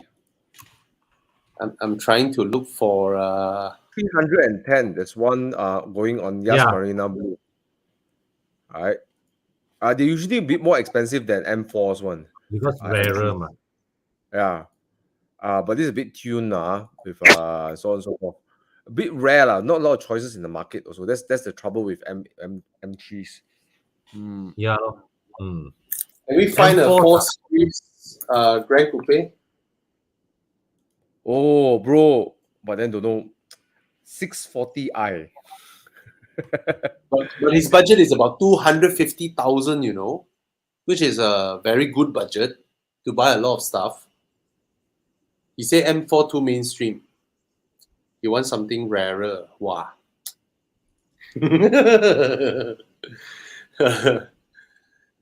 If he already checked out the RC, then he feels the RC is okay, then RC law. But I don't know about the ingress and egress for the baby lah. But if it's baby, why not a convertible?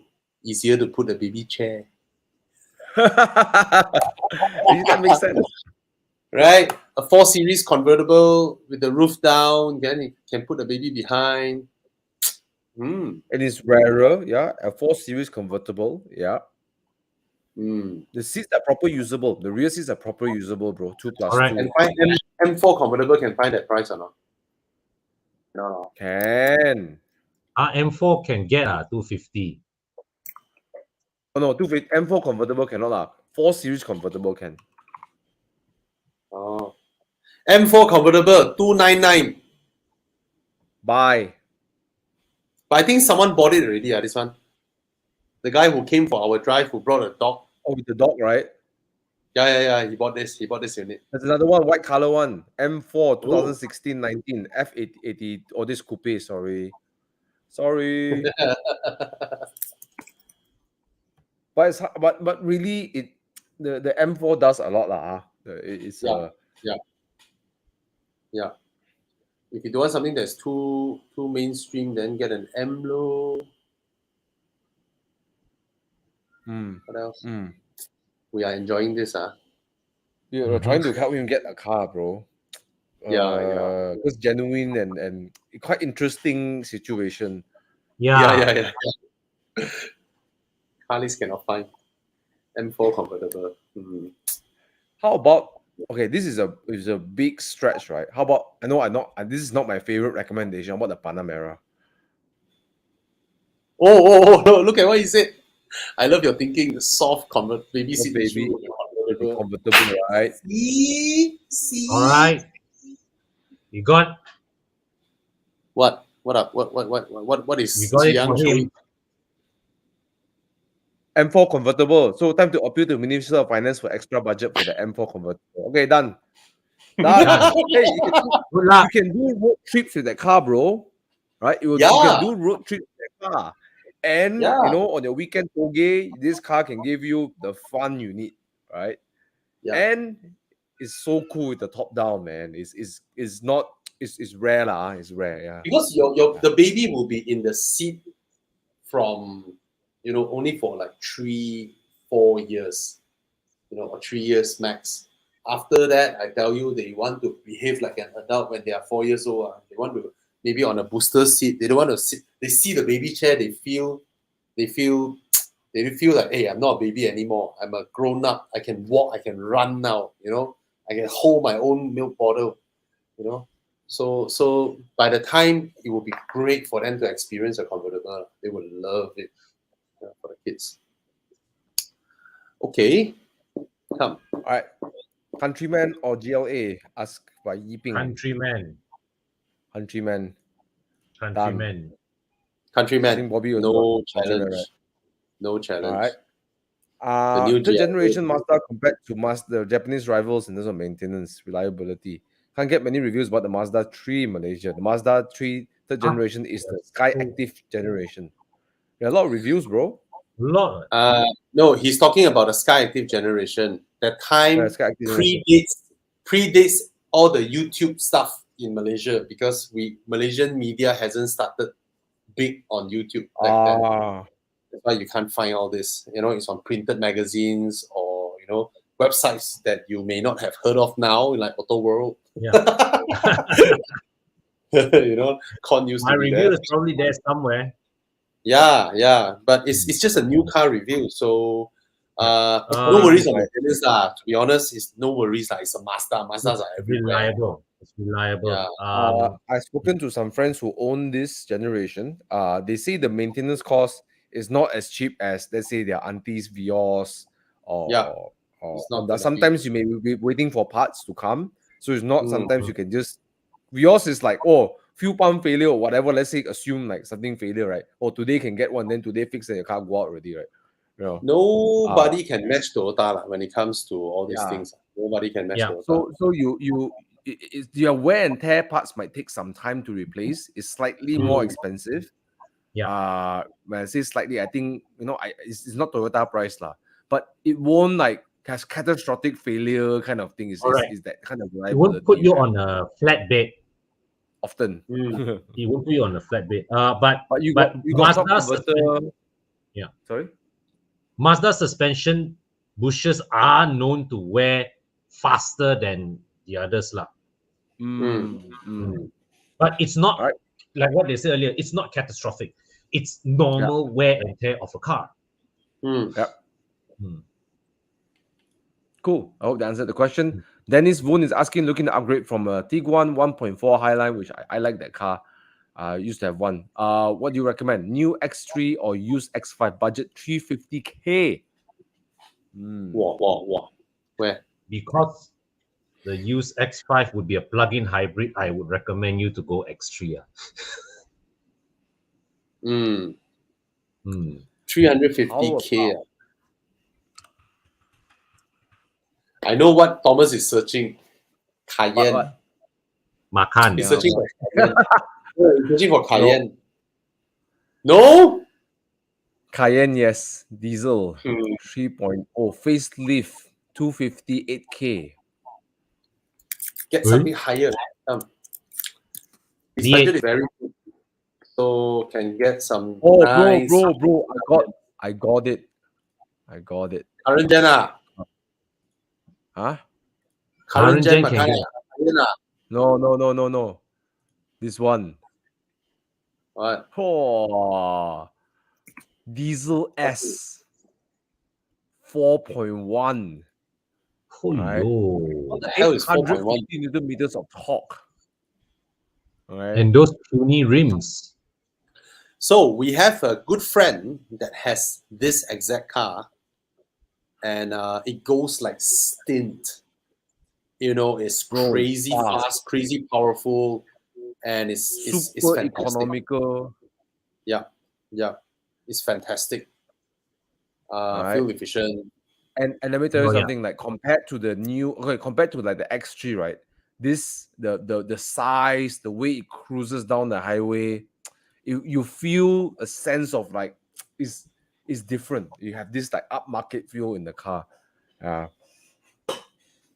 Hmm. I feel this generation, the 958 Cayennes, I personally I feel the materials feel like can last longer than the later generation Cayennes.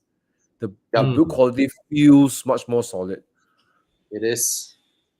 And I've got people who I've sat in a couple of this generation Cayennes from 2012, 14, 15, 16. The materials just feels okay still, like doesn't feel like it's deteriorating, no creaking noise whatsoever. You know, I think this is a good buy, bro. Mhm. Right? Yeah. The only thing is that this is the rear lights is the pre-facelift one, I believe. Take a look at the rear lights again. The rear It's lights okay is a lah. pre-facelift, right? Yeah, it's a pre-facelift. Post-facelift already, yeah. Yeah. Another thing, Yeah. Dennis, if you are, I believe you are buying loan, so your down payment 35,000, you can also consider putting a down payment of 45,000, and then you stretch your loan with the new generation Cayenne, which is 400 plus thousand, 430, 440 should be there. And it's the new 3-liter petrol engine. It's a new Cayenne. So that is also an option because you're buying loan and 4-door car, you can get 90% easily. Yeah. So from what Thomas suggested, which is the previous generation, 350K, but consider that the new generation, which is the current Cayenne, you can actually buy for 400 plus, and it's 2018, very recent car. Yeah. Okay. Mm. And I guess like if you roll down the street and let's say you meet clients and stuff, people will still think, oh, you got the latest Cayenne. Like whether you got used or new, Yeah, you got the latest Cayenne. yeah. It's just 10,000 more down payment. And in terms of loan, if you can afford a 350K loan, you can afford a 450K loan. It's 1,000 more. Mm. Mm. Well, Malaysia doesn't have a Touareg like imported in, Yeah. and the price point people rather import a Cayenne. It's Yeah, just yeah. yeah. Doesn't make sense. Yeah. I do like the look of the Touareg, the new Touareg. I do like it. I don't even know how it looks like. I don't even know how it looks like. This car fell off my radar. Oh, very good looking. I actually hope that they bring it in Malaysia, but they didn't, But yeah, It's not handsome car, man. competitive. No, When for the price point you're bringing, it will land around like what 450K, 480K, and then you're like, should I get this or get the CKD Cayenne 550,000? Yeah, exactly. Handsome, very handsome. How much is the But then Touareg? it reminds you faintly of a. It faintly reminds you of a Bentayga. Thomas, the last round when Volkswagen introduced the Touareg in Malaysia is priced at 490,000. Yeah, And that was 10 years ago. 490,000, and people are buying the it last 3.6 time. V8, right? There's a 3-liter V6 or diesel 3-liter V6. So just imagine that if they bring it in at 550,000, who will buy it? Nobody will buy it. CKD Cayenne. Yeah, nobody will buy it. For people in the premium market, right, from 300K and above, right, the extra 100K is not a big difference for that market. Right? Exactly. So Yeah, that is the thing. But in UK, 35,000 pounds, you have a market range, and then 60,000 pounds is a complete, or 50,000 pounds different market range again. Yeah. Because when you can pay 5,000 ringgit installment, 6,000 to you is nothing much. Yeah, when you can pay 5K. Right. Quick question here. Hazim Majid, Bobby, you've tested 508. Should I wait for the 308 508 or get the Mazda 3.6 instead? Get the Mazda 3.6 instead. I mean, I love the 508, but I don't think that's the priority now for them to bring in the 508. Any business study that they conduct, the end result that come out from the study will be pointless to bring it in. The large sedan market is rapidly declining. Nobody would buy even a mainstream large sedan, let alone a left field large sedan. Correct. So the only way for Peugeot to make sense here is to bring in all the crossovers and MPVs and all that. I mean, you all have to understand it's not so simple just to bring in a car and even CBU, even if it is CBU, they need to go through the whole JPJ thing. They need to spend a lot of money with JPJ to get the car homologated, approved, blah blah, everything. And CBU is not going to be competitive, and then they have to do CKD. And CKD, you need to do market study. You need to have a certain volume to justify your local assembly, everything. So in no way, I'm someone who's in the industry for long, right? If Burma's were to announce, oh, we're bringing in the 508 CKD, is that I cannot believe it. It's going to lose money. It's definitely going to lose money. So to me, I don't think that it makes any business case. So just go with the Mazda. It will be a perpetual wait to see the 508 here. Yeah. Yeah. Okay, there's a question from Jason Lim. He's asking a few times, so let's help him out. Supra 2.0 or the 718 Coupe maintenance costs for both, and then he asking also before that he was already asking about which one is better. So, all right. Thomas, didn't you ask us ask this in Dude Where's My Car before? Yeah, I'm sure I did. I believe both cars' maintenance will be lesser than were if you buy previous gen Peugeot 208. Yeah. The Peugeot 208 only have one big issue other than the engine but you can solve. Actually, it's the gearbox or no cooling. There's no cooling for the gearbox. Yeah. Right. What? These two cars are considered low maintenance for what they cost lah. Let's say they cost like 300,000, right? For a 300,000 car, right? These two cars are very low maintenance, I would say. For a performance sports car, I think these two are very low maintenance. For in that perspective, you compare with performance cars. You can't compare it to a sedan and I would say this. Supra has a very good engine, the B48 engine. Yeah. 2.0. Yeah. Fantastic, Supra reliable. More than a 3 Series or 5 Series to maintain, if you think of it. And the 718 Coupe has known to be taking a lot of abuse and still do well. One of these guys, you may know him. He has a blue color Cayman base spec manual, and the first mod he did was that he changed his seats to the Recaro that fits your helmet and it goes to track. Right, he abused his car, right? No problem. The engine can really take an abuse. The only thing about Caymans, which that you got to know, is that the rear bushes, right, of your rear arm. Also, Jason, if you're gonna buy a 718, the rear arms of the Cayman of most generation 981, 718, the bush is like this little sponge, the arm bush, right, and they dry up very quickly and they crack because the engine is near to the bushes. Okay, so when you start hearing knocking noise, start changing the bushes quick. If not, the arm will get rose up. Then they change the whole arm. And roughly how much they cost? The arm, the arm is not cheap. No, the bushes.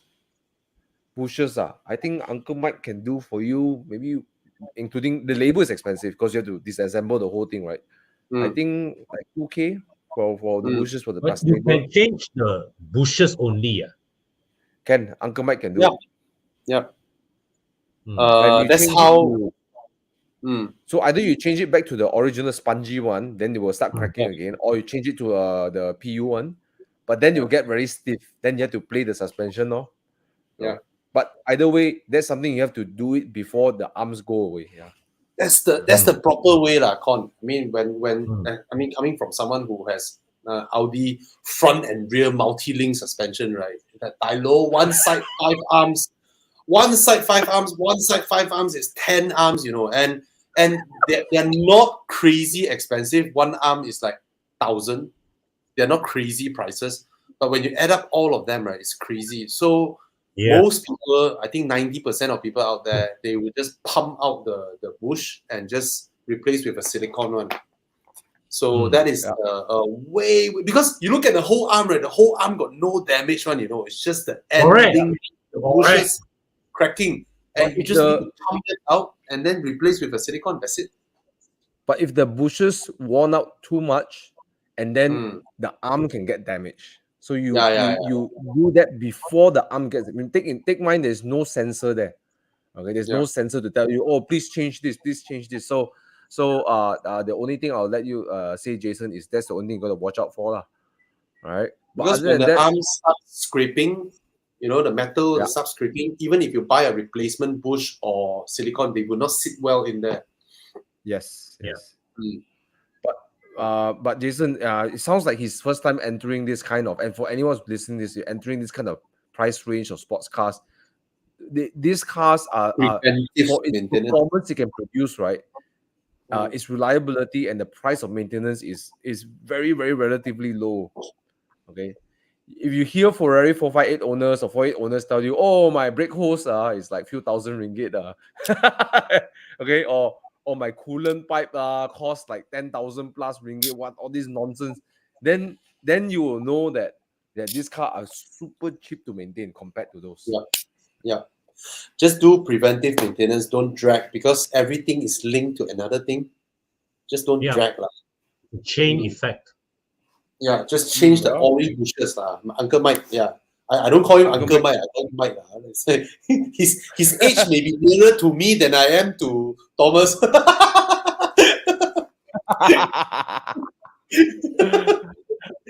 All right. Okay. But it's a known thing. It's a known thing for Caymans to have that rear arm issue. My dad's Cayman had that while the handover was happening. The old owner changed the whole rear arm for my dad. Yeah. Well, that's But nice. 718 may have revisions, right? And the engine is smaller, lighter, right? It's the heat that is produced from the engine, because your Okay. seat, the boxer engine is here, then your arm is over here. It's like, well, Yeah. Okay. So next question, I'm just gonna quickly fly through it. I would go for the C class instead of the CLA. Okay. Yeah, agreed. face wise, so much more superior. Yeah. Okay. What else? Below 100K for loan, Okay. SC, fun, fast car, 2-seat also okay. Available for loan. I think definitely he wants available for loan now. 2014. Sirocco 2.0 can get Let me see, what is this? Too old lah, bro. Sirocco 2.0. A bit too old, right? Yeah. Because he's looking at a Civic FC. Sirocco is FD era. You want something 2016 or 2018-ish, that age. Oh, he said that. I know, I'm guessing Is it? lah, right? No Deducing lah, from the fact 16, that he's 16 quite recent, right? 16 quite recent, right? That's okay. Yeah, give Golf GTI. Chiang is showing something.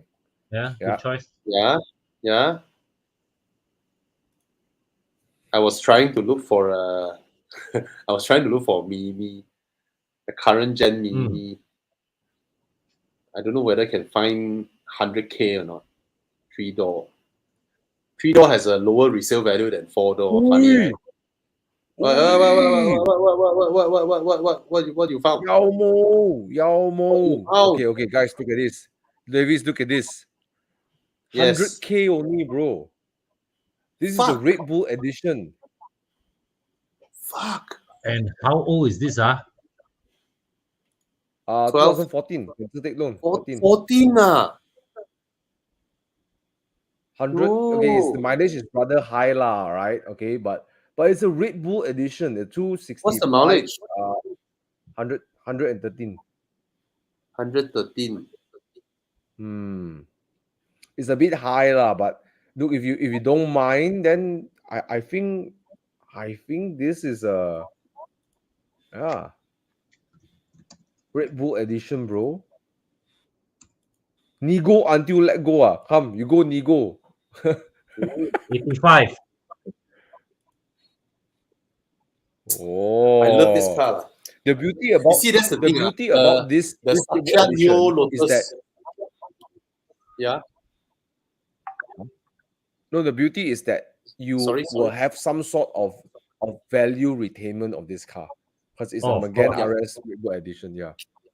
And I think 100K is as low as it will go already. Maybe Yeah, it will bro. drop to 80, No, but it will that's as drop. low. It will drop once it's a cash buy, right? It will drop to about 70, 60, 70, and then it should stabilize around there because it's a Megane RS. That's the most the car will cost you, 30K. But it's Yeah. the extreme of the recommendation, okay. Yeah. So the safest is like a Mark 7 Golf GTI. It's fun, it's safe. You know, Yeah. you can flip the car. Then the more I say ambitious is the Megane. Yeah. Yeah. Okay. I have a GLA 45 2019. What's the next upgrade with 100K top up? So fast, he bosan already, the car. Yeah lah. See, that's the thing. And willing to top up 100K. This car should still be worth about 300, right? Oh, memang, my estimations are correct. It's worth 300K. No. This is 2017 way. He's talking 2019. Is 19 the current one? No. Yeah. Or Is it? No lah. No. Current one, it was No, launched in 2021. yeah. 2021. This is the Okay. facelift. Yeah. 2019. That's very recent way. Yeah. 2020 is when you introduced the new GLA, the bubble butt one. And 2021 is in GLA 45 ma. Yeah. Oh my god. Thomas, What? the recon dealers are selling the GLA 45 for 570,000. Who the hell wants to buy this? The newest one, is it? The latest one? Stupid. Yeah. I wouldn't pay that price for GLA 45 for 560,000, 550,000. What the Stupid heck, price, wait. bro? Okay, anyway, 2019, 300K. He wants to top up 100K. What to buy? Xiang is fast for sure. But if you want a four-door, yeah, the only logical direction to go, right, is a Porsche. Okay, if 4-door, 400K, right? 400K, can you get a Panamera 3.0? Should be a little bit more than that. Should be 500 Panamera. But the dilemma with 45 owners is this whatever car they upgrade to, they'll be like, oh, why the car is so freaking slow? That's the dilemma. Yeah, really, that's the dilemma. You know, their cars are so And the fast. 2.0, okay, if it's the Panamera 2.9, the S, right, then maybe it won't feel like a slouch compared to the But it won't. It will be more than the 100K top up. Still slow compared to 45. Okay, it's 500,000. The new Panamera is 500,000. So, bro, the 2.9 is the V6 from Audi. That one is quite potent, bro. I'm sure it's quite potent. But it's a big car lah. It's a big car. Yeah. I mean, Francis, you have to give up the speed lah, because you came from a GLA 45 up. Apalagi Cina mau. It's like, what the fuck? It's like very few cars out there can give you an upgrade in terms of speed. Provided you go exotic brands and then you make do with a slower speed, but then you enjoy other things. I think you're bored with speed already, right? What's the point? Go so fast. Yeah. I think for the past 1 year, you don't drive full out already, right? I mean, you only do it when you first got the car. What else can we suggest? This kind of. I really like the latest, not the facelift, but latest RS4. I like the looks of it. Oh, okay. There's something faster. You buy an Audi RS6, Well, Audi RS6 is Send to it's DNA definitely tuning, faster confirm than fast. your it's faster than your 45, and yeah, it's crazier than the 45. But So expect it not to have the same reliability like the A45S. I think okay lah. I mean, yeah, you can buy the Okay. facelift RS6, facelifted RS6, 450,000, Yeah. around your budget, and it's Handsome lah, bro. The C7.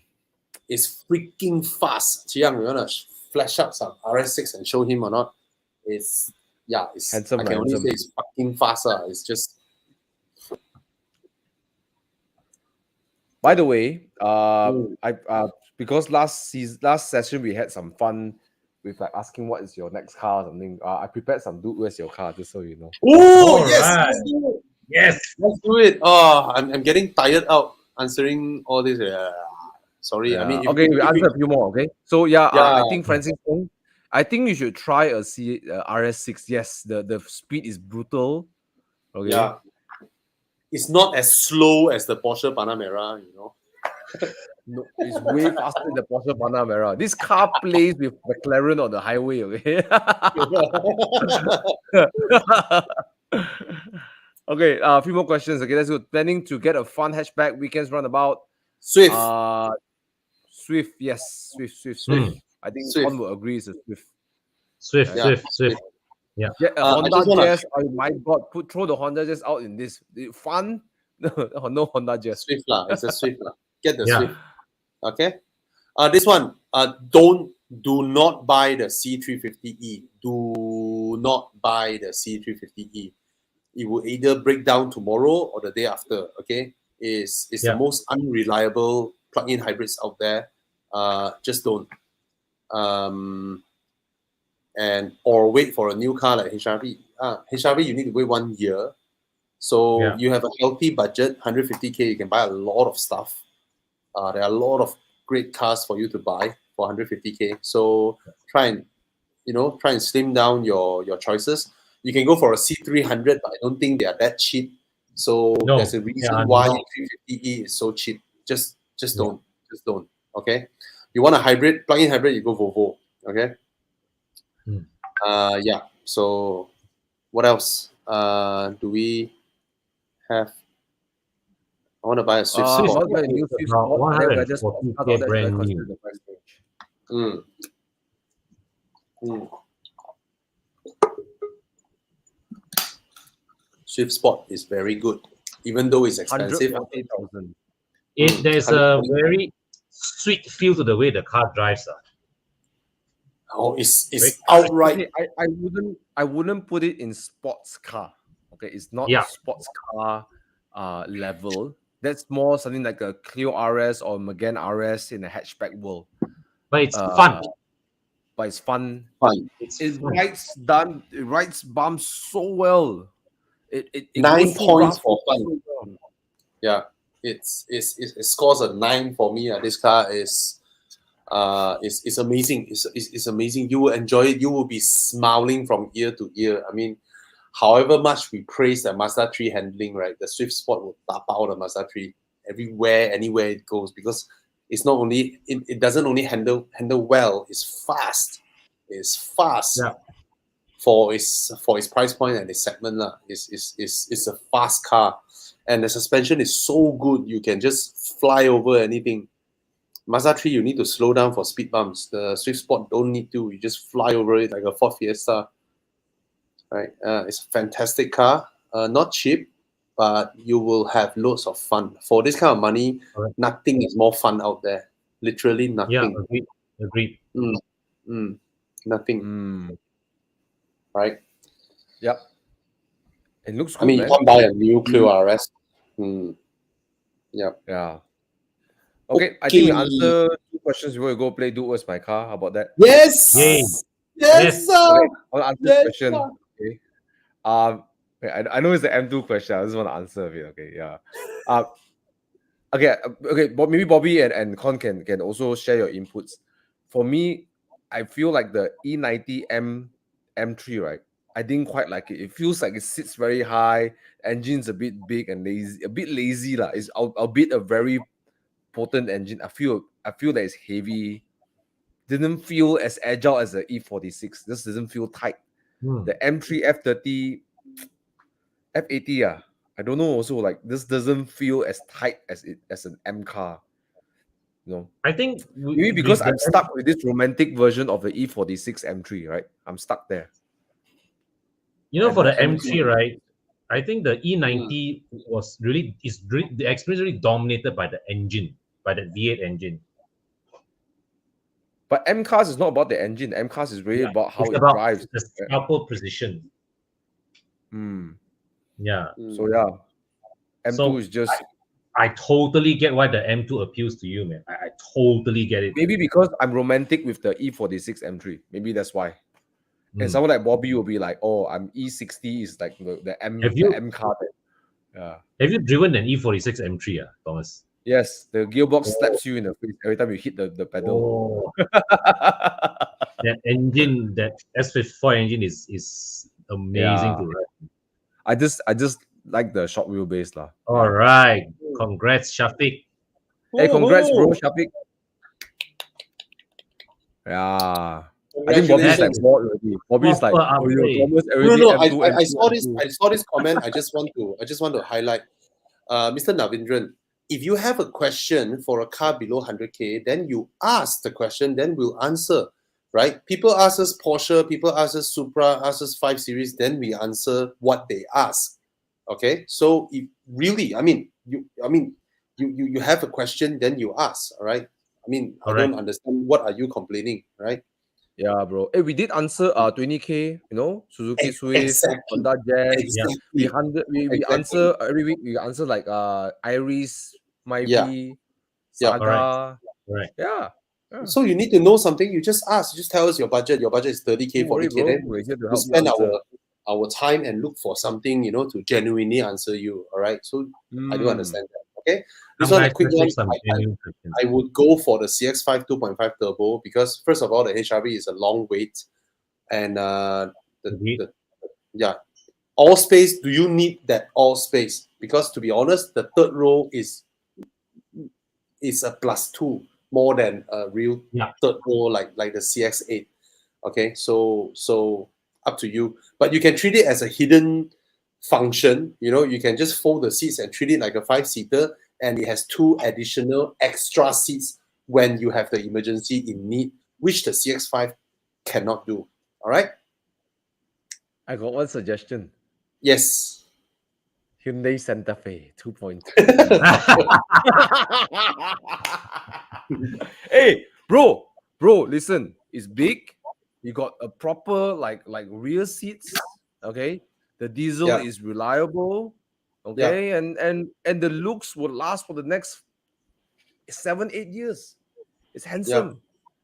Or next decade, it will look good in the next decade. Yeah, and the price range new is 210 for the premium. E-Reg can get 180, 170. I mean, come on. And it feels the build quality inside there. Oh, just nice, man. Like drives like a German car. Yeah. Santa Fe. So my friend ADM 9091, get the Santa Fe. All right. If you can still find, because you bought the last one, right? I bought the last one. No, maybe there's an orange one will come out, then you can get it for cheaper. Okay, I want to answer this one real quick. Okay, we settled that one, Thomas. Sorry, Santa Fe. This one, Sean. Actually, if you want a Saga, right, I wouldn't suggest you buy the top one at 45,000. I just finished test driving the Saga. I love it. I absolutely love it. The suspension, the handling. I know the engine is not very powerful, but my God, I'll say this here, even though it's illegal. I was doing speeds of like 160, 170 on Karak Highway. The car is so stable, it's so, for the kind of price, right? That kind of handling is just amazing. It is so well sorted. So buy the one, don't buy the most premium one at 45,000. Buy the one that gives you that infotainment and done, because you have the same engine, you have the same gearbox. You know, Correct. all the Yeah. other stuff, no point, because this car starts from 34,000, super affordable. 34,000, right? You own the car for 5 years, right? I mean, how much is it gonna burn you off further down? No. So don't top up the 5K to Persona, because you're looking at, wow, 45, I top up 5K, I can go Persona, you know. If you just want a uni student car, right, get the Saga. Don't get the base, which is Kosong. I don't know how base is based. But I tell you, all the folding mirror, all that stuff is just unnecessary. Right? So you just buy the mid spec that gives you the infotainment, because the infotainment, you know, you get Bluetooth, you get mirror link, you get all that. You can hook up your phone and show the sat-nav there. Those are actual useful stuff. And other than that, you get your aircon, you get your stuff. It's a superb car. Okay, so go for the one. I don't know how many spec they have. Go for the one that they have the infotainment for you, and then you're done. Okay. And I just want to add, Bobby's feedback is based on driving the car with unknown branded tires, you know. So imagine that is how well sorted the chassis is. Fantastic. I It's think how well sorted the 5K, chassis is. right? It's it's like nothing much to complain. Nothing to complain. There's nothing to complain. In fact, got good things to say about the car. And I love that they spend time to dial the suspension. It's really, really nice. I love the suspension. good. And good. it feels solid, you know, that car. That car Yes. feels solid. I was driving that car around No rattling. around the area. Yeah.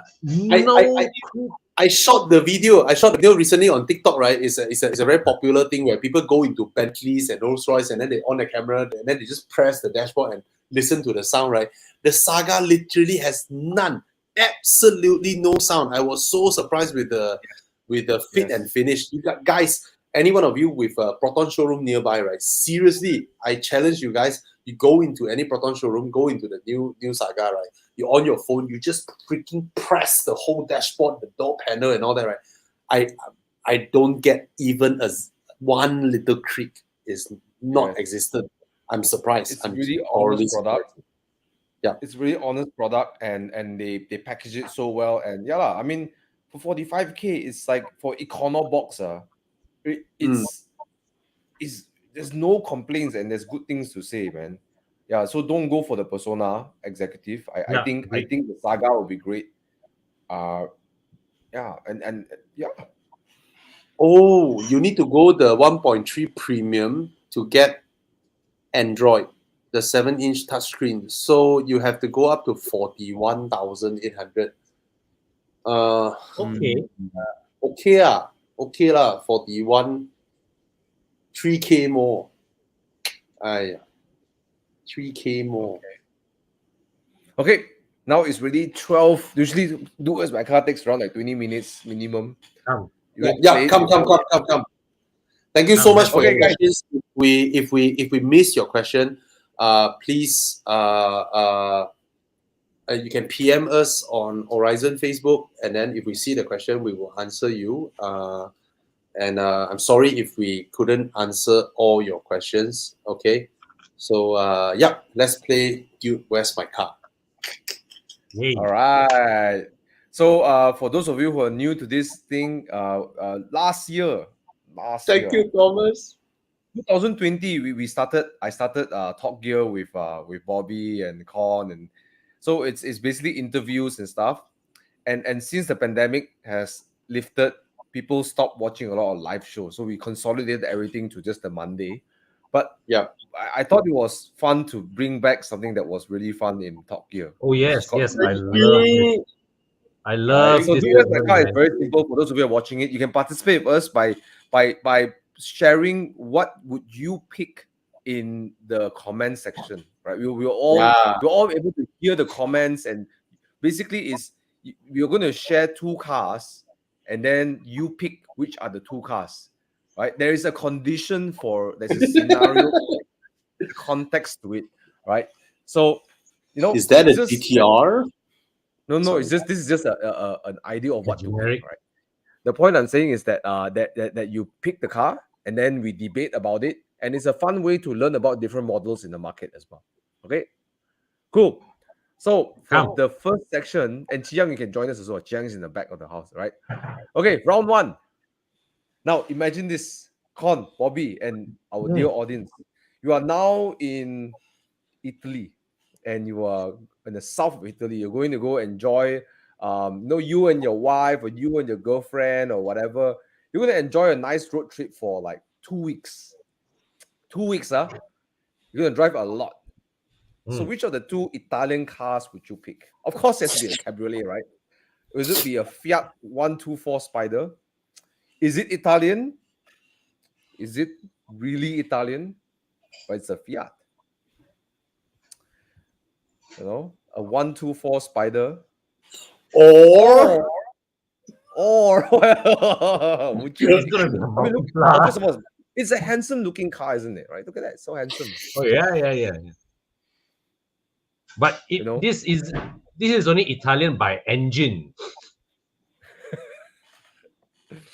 Or would you pick or a Fiat 500 Cabriolet? 500 cabriolet for me. But it's not as comfortable as the Fiat 124 Spider. It's longer wheelbase.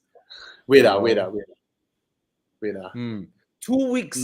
2 weeks in the south of Italy, driving around Naples, and then you go all the way down. You might take a ship. You go and visit Sicily or whatever. I don't know lah. You just travel around there, right? Let's hear from the audience. Which one would you pick? Okay, let's pick a few first. Alan says Fiat 500. Macam mini Maserati, the Fiat 124 Spider. I have one concern now, Thomas. What's that? Because the Fiat 500, even if I open the top, right, it still doesn't feel like I opened the roof, you know. That's the point. Because So right. when I'm driving, right, it's what's behind me that's open, you know. I can't feel the wind. I can't feel this. I can't feel that. No, can you drop the window lah? Whee! If you put like that, right? I think if I were to take money and rent, right, I can't justify not going for the Fiat 124 already. Yeah, lor. I know can it's a switch back to Spider, MX-500, but yeah. you are just but getting the more Fiat 500 cars. But it's so okay. Sorry, Thomas. I'll take the Fiat 500 back. Even though I'll enjoy more in the 124 Spider, but I just imagine the beautiful photos that I took, right? Like Lake Como and Lake Como with my Fiat 500 there. Wow, so nice. Nyama, that stupid 124 Spider there in my photo. What my photo will end up, you know? It's like it just doesn't look. You make sure you turn the car around law and take only the back law. The back not so ugly, man. The rear looks like a Kia, bro. Look at that. You stuff a Kia Optima tail lamp into a 124. Okay. No, or you just take the windscreen upwards. You just imagine, I drive at the south of France, right? Then no, Italy, and then I 2 weeks maybe we drive to Monaco and all that. The Fiat 500 just looks so in place there, you know. Oh yeah, the 124 Spider, I know I'll enjoy my drive more, but my photos go. I'm with my wife, you know. My wife be like, "What the fuck you ran?" Just can't look. Hey, I actually rented the above 124 Spider before. Young. No, the quattroporte tail lamp, right? Yeah. You rented. I rented the above 124 Spider before. The above I don't quite like the damp. I feel like they destroyed the damping a bit. I actually like the Mazda's damping way much more than the above. And the droney above exhaust just after like 2 hours on Great Ocean Road, it's like so Con, which one would you pick? Well, 2 weeks. I think I'll pick the 124 Spider. Huh? Oh really? Oh yeah. You take the Kia Optima Cabriolet, right? That's what you. Yeah, well, I just Davis. 124 you read it because Alfa Romeo.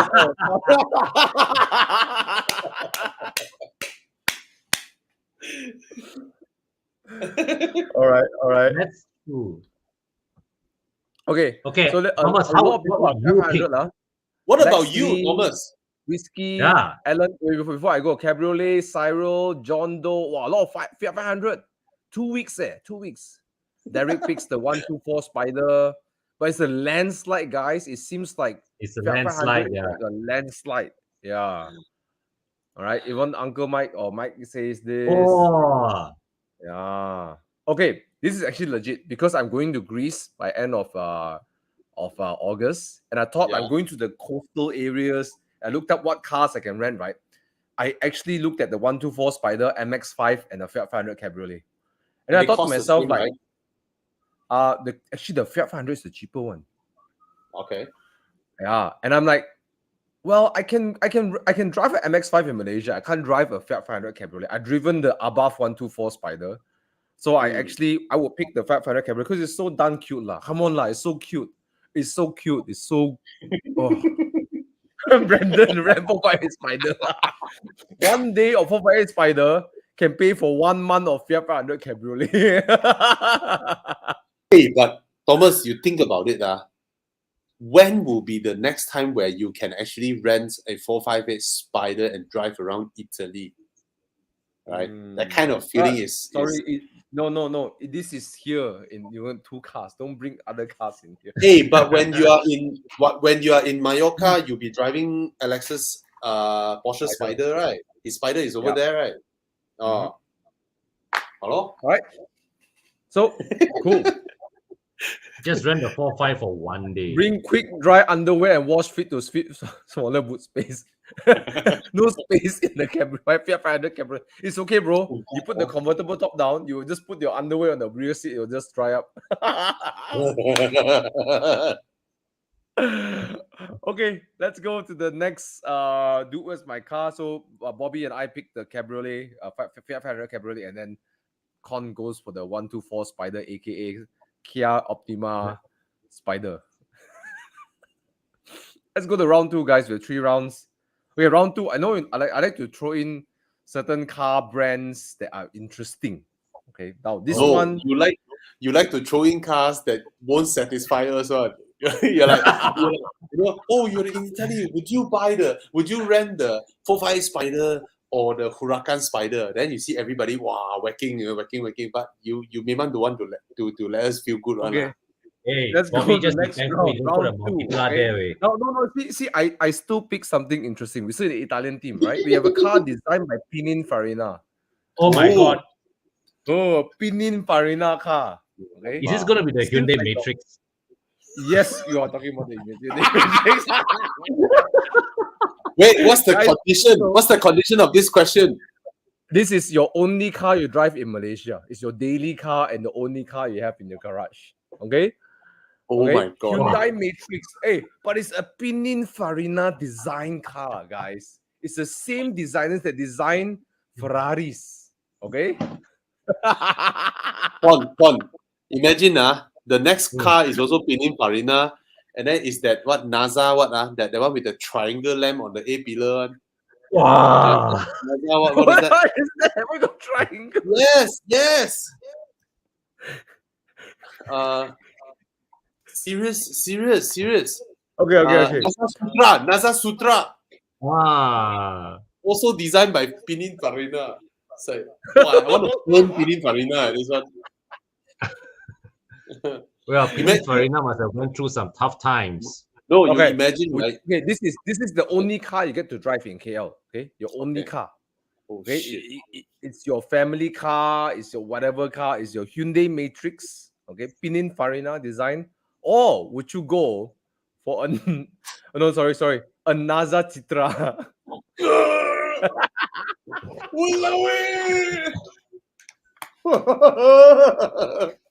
I want to see this torment our viewers first, guys. All leave the live show. Don't want to watch anymore.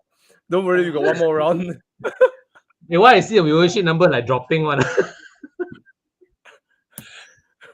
Thomas, do you know, right? The NASA Citra, right? I actually test drove it. Okay. It has 3 rows, right? It has 3 rows, right? Second row and third row, right, is optional either or, and that means, right, you want to have leg room in second row, then you have zero leg room in third row. It's absolutely ridiculous. Oh my god! I see. Oh, okay. Hyundai people and then still want to unsubscribe already. Citra. Ian Tay select Citra. let's see. Cyril Okay, Lim say I rather take Grab. Andrew Yeager says Hyundai Matrix, he loves it. Hey, a lot of people love the car. Actually, it Derek doesn't look half bad, lah, bro. It doesn't look half bad, actually. Yeah. Now I know why segment.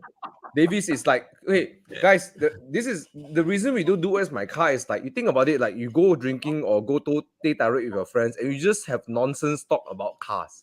This is what do where's my car is about. It's like car guys having a fun time talking about cars, right? You know. Can I? Vikas say I use bicycle, bro. Okay. You said Innocom Matrix, Citra, you know, Bobo would rather drive his Fiat. Fiat no more already. Yeah, I give it to Crispy. Okay. All right. So, Bobby, which one you pick? Okay, out of these two, I actually. Okay, I'll go with the Matrix.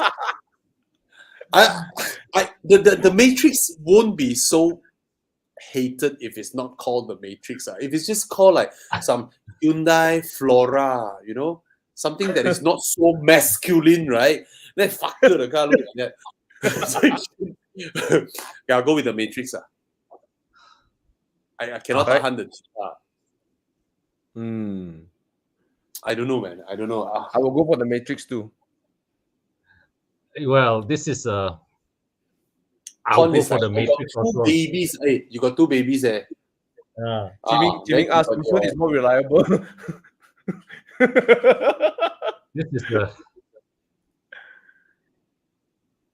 Oh, Con, you see, your household got 5 person, got 2 baby on car seat. You're a very safe person. You will use car seat one. How to fit? You know what? I picked the Matrix because behind he cannot fit. You need 3 row. Hey, if I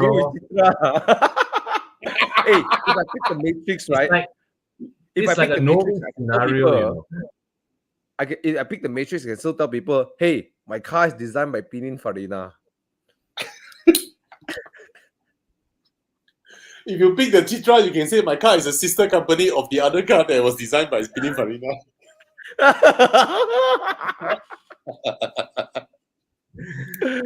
Okay, so Bobby picks Matrix like me. Con has no choice but to Hey, Jiang, you show the interior of the Citra. Show the interior of the Citra. Whoa, look at the dashboard. Whoa, look at the dashboard.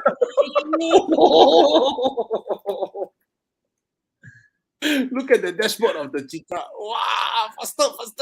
Look at the dashboard. Look at the diamond under the fourth picture from the first row. Fourth picture from first row. Hey, where you going? First row, fourth picture. Look at the diamond. No. Oh, yo. Wow. Look at the design. Yo, I tell you, back then, Korean designs are. Like, wow, look at the diamond. Wow.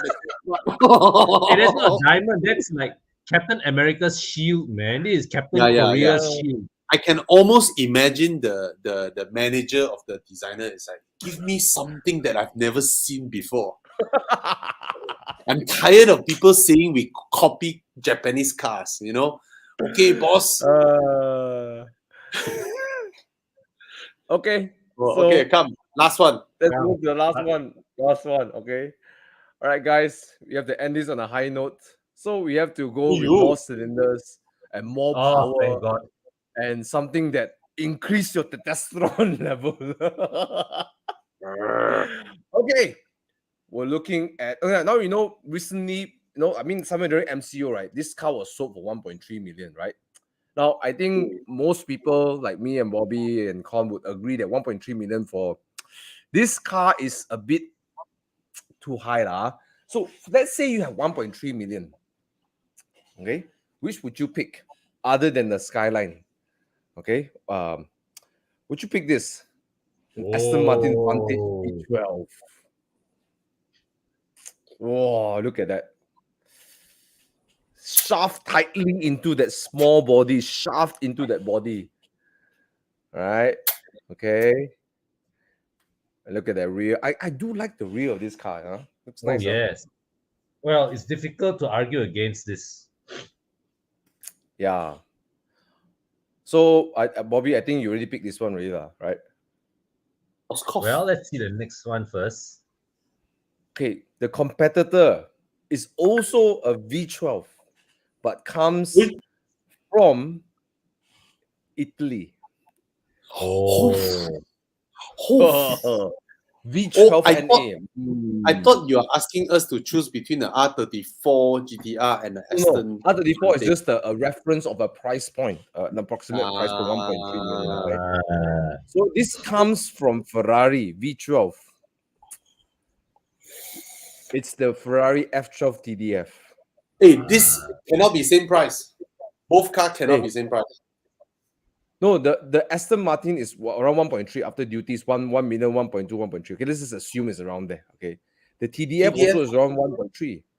Cannot be. It is. Where? There's one in Muda right now. Serious. What? TDF Yes. war. Bro, yes. How can it be? It's in Muda right now, bro. I think it's a normal F12. Cannot Really, be. yeah. Yeah, it's a normal F12. Okay. Okay, for the sake TDF. of maintaining the price point, okay, let's just redo this. Okay, Chiang, can you bring up a normal F12 then? Yeah. Normal F12. The TDF is at least 3 to 4 times the Okay. price of an F12. Let's make it the F12. All right, done. Yeah. Okay. It has to be an F12. Okay, Then guys, it's we comparable. vote. Why is it a BMW F? Why is a BMW F10 M5 there? No, the Muda fucker simply type TDF. Cannot be. Okay. Mm. My fault. I Never was mind. doing this. I was doing this in a hurry, like, whoa, put this together. Okay. No worries. Okay. Let's do this again. Not TDF. It's a normal F12. Okay. Which one would you pick? I'll go with the Vantage. F12 or Ferrari V12 is very tempting. Very tempting. Thomas, I just searched UK. Do you know how much is the TDF versus an F12? F12 on Auto Trader can be had for £150,000. The TDF is 950,000. What? Okay, this Yes. shows how much I don't know about Ferraris. Okay, sorry. No, Sorry, it's okay. everybody. The I just TDF humiliated is myself. yeah. But even this too, I just think search Muda. I'm like, oh, for 1.3 for TDF. Okay, let's put here. yeah. Okay. F12.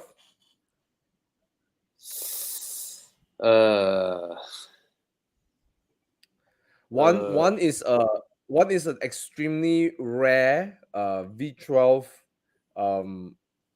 Vantage. It's rare, right? Can I be the And last then you person got to the- pick? Can't pick and then the Ferrari Aston. F12 is something that, I mean, it's a Ferrari, right? It's a Ferrari, and that Yeah. high pitch V12.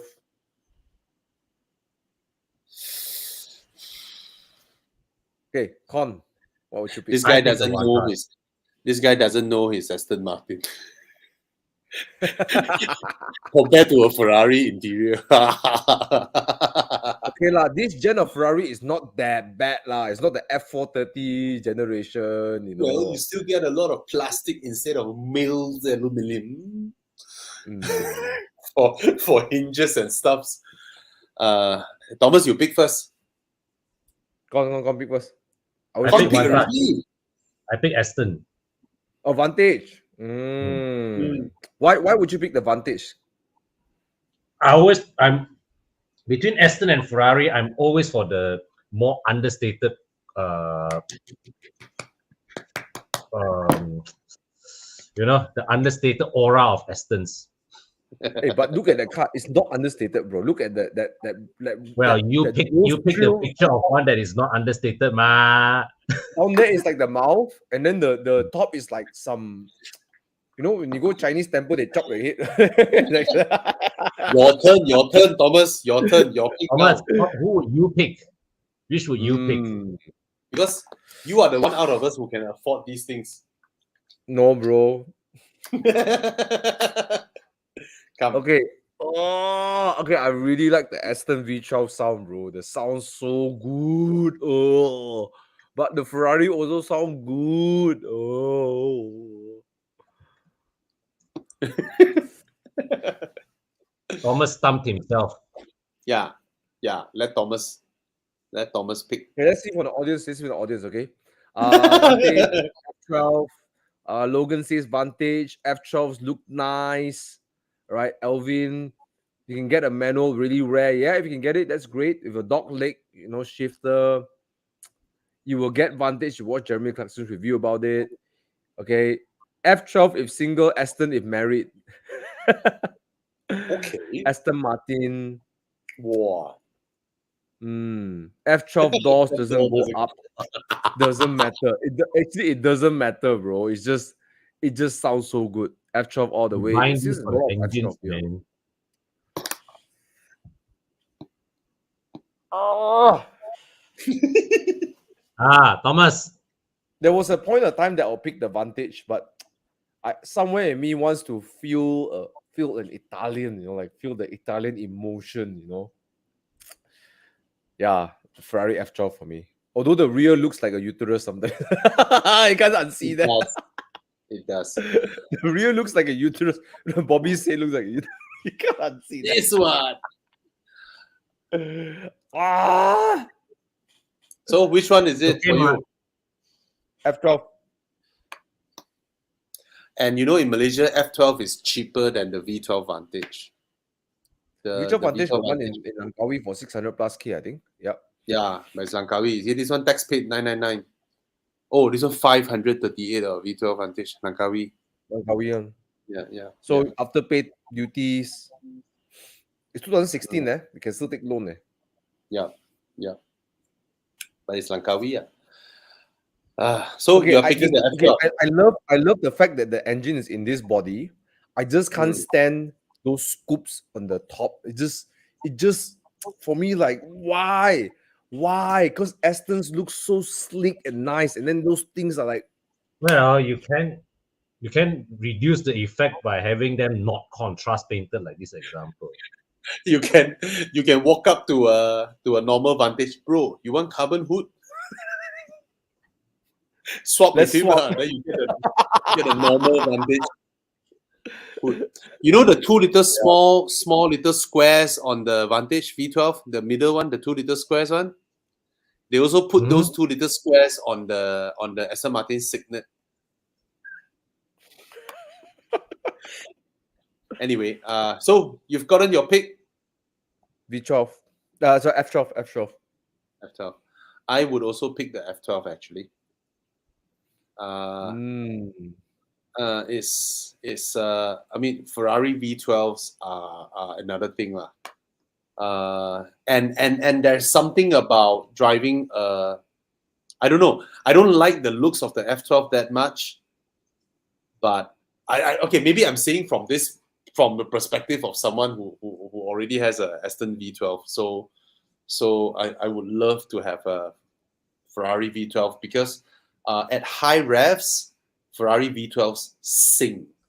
At high revs, Aston V12 doesn't sing. They sound good from starting the car and daily drive below 5,000 RPM. And Aston V12 is actually a lazy V12. It revs max like 6,500 RPM. So the Ferrari V12 is something that you can pull up to like 8,000 if I'm not wrong, which is pretty mad. And interior is very special. there's something about modern generation Ferraris where you go in, nothing operates like a normal car, and it's so different. And the F12 especially, right? There are no screens on the center dash. When there are no screens on the center dash, right? Especially in the F12, right? It makes the car. I mean, you can own the car for 30 years, 40 years, right? It will not look out of date for the Correct. simple fact that there's no screen in the middle. Oh my Same God, goes the with the Maggie Aston. You can hide the screen. You know, the Aston, you can hide the screen, and I like that bridge that goes up and put all the PRND buttons. Is special. It looks special. Material wise, there's no comparison with the Aston. You know, Ferrari has still a lot of plastics around. You know, flimsy stuff everywhere. But that for that reason, I think a big V12 Ferrari for me lah. This round. Oh, it's ugly, man. Oh, look at that face. And you Look at know what it does when you rev up and then you pull the so the yeah, the fucking signal. when you pull the pedal, when you shift in a Ferrari, it's like, man. Right. Yeah. Downshift. In terms of cost of maintenance, there's no comparison. The Aston, it will be so much cheaper to maintain and run, really. And the Ferrari is ugly. The Aston is beautiful. The Ferrari from the front is so it's quite nice. The rear looks like a uterus. That's it. That's the way. Is it the Ferrari? Hey, wait. Okay, The Aston also like that. The Ferrari. I think the Ferrari is quite handsome. I like the Vantage look more. Just don't like the scoops in front of it. Yeah, the signet roof. Yeah, but yeah, that's basically it for Dude, Where's My Car? All right, guys, thank you so much for participating. I know this is the first time we're doing it. Thank you for bringing it back, Thomas. This is not for everybody, but no, I thought it'd be something a bit more fun because 2.5 hours of answering car questions can be a bit tiring. Very tiring. So we can just have a little bit of fun in the end, right, guys? If you guys enjoyed it, please give us some love, some likes, so we know that that you actually enjoyed it. Yeah, and thank you, Chi Yang. Oh no, I put him in. I want to give credit also, doing all the hard work. Chi Yang is the one who takes all those wonderful pictures every weekend drive. Yeah, thank you, Chi Yang. Yeah. All right, guys. Thank you so much, and good night. And Good night. And bye bye. Aston look like Ultraman. Ferrari look like Pokemon. Good night, guys. Bye bye. Good night, guys. Thank you, Thomas. yeah, bye. Thank you. Bye bye.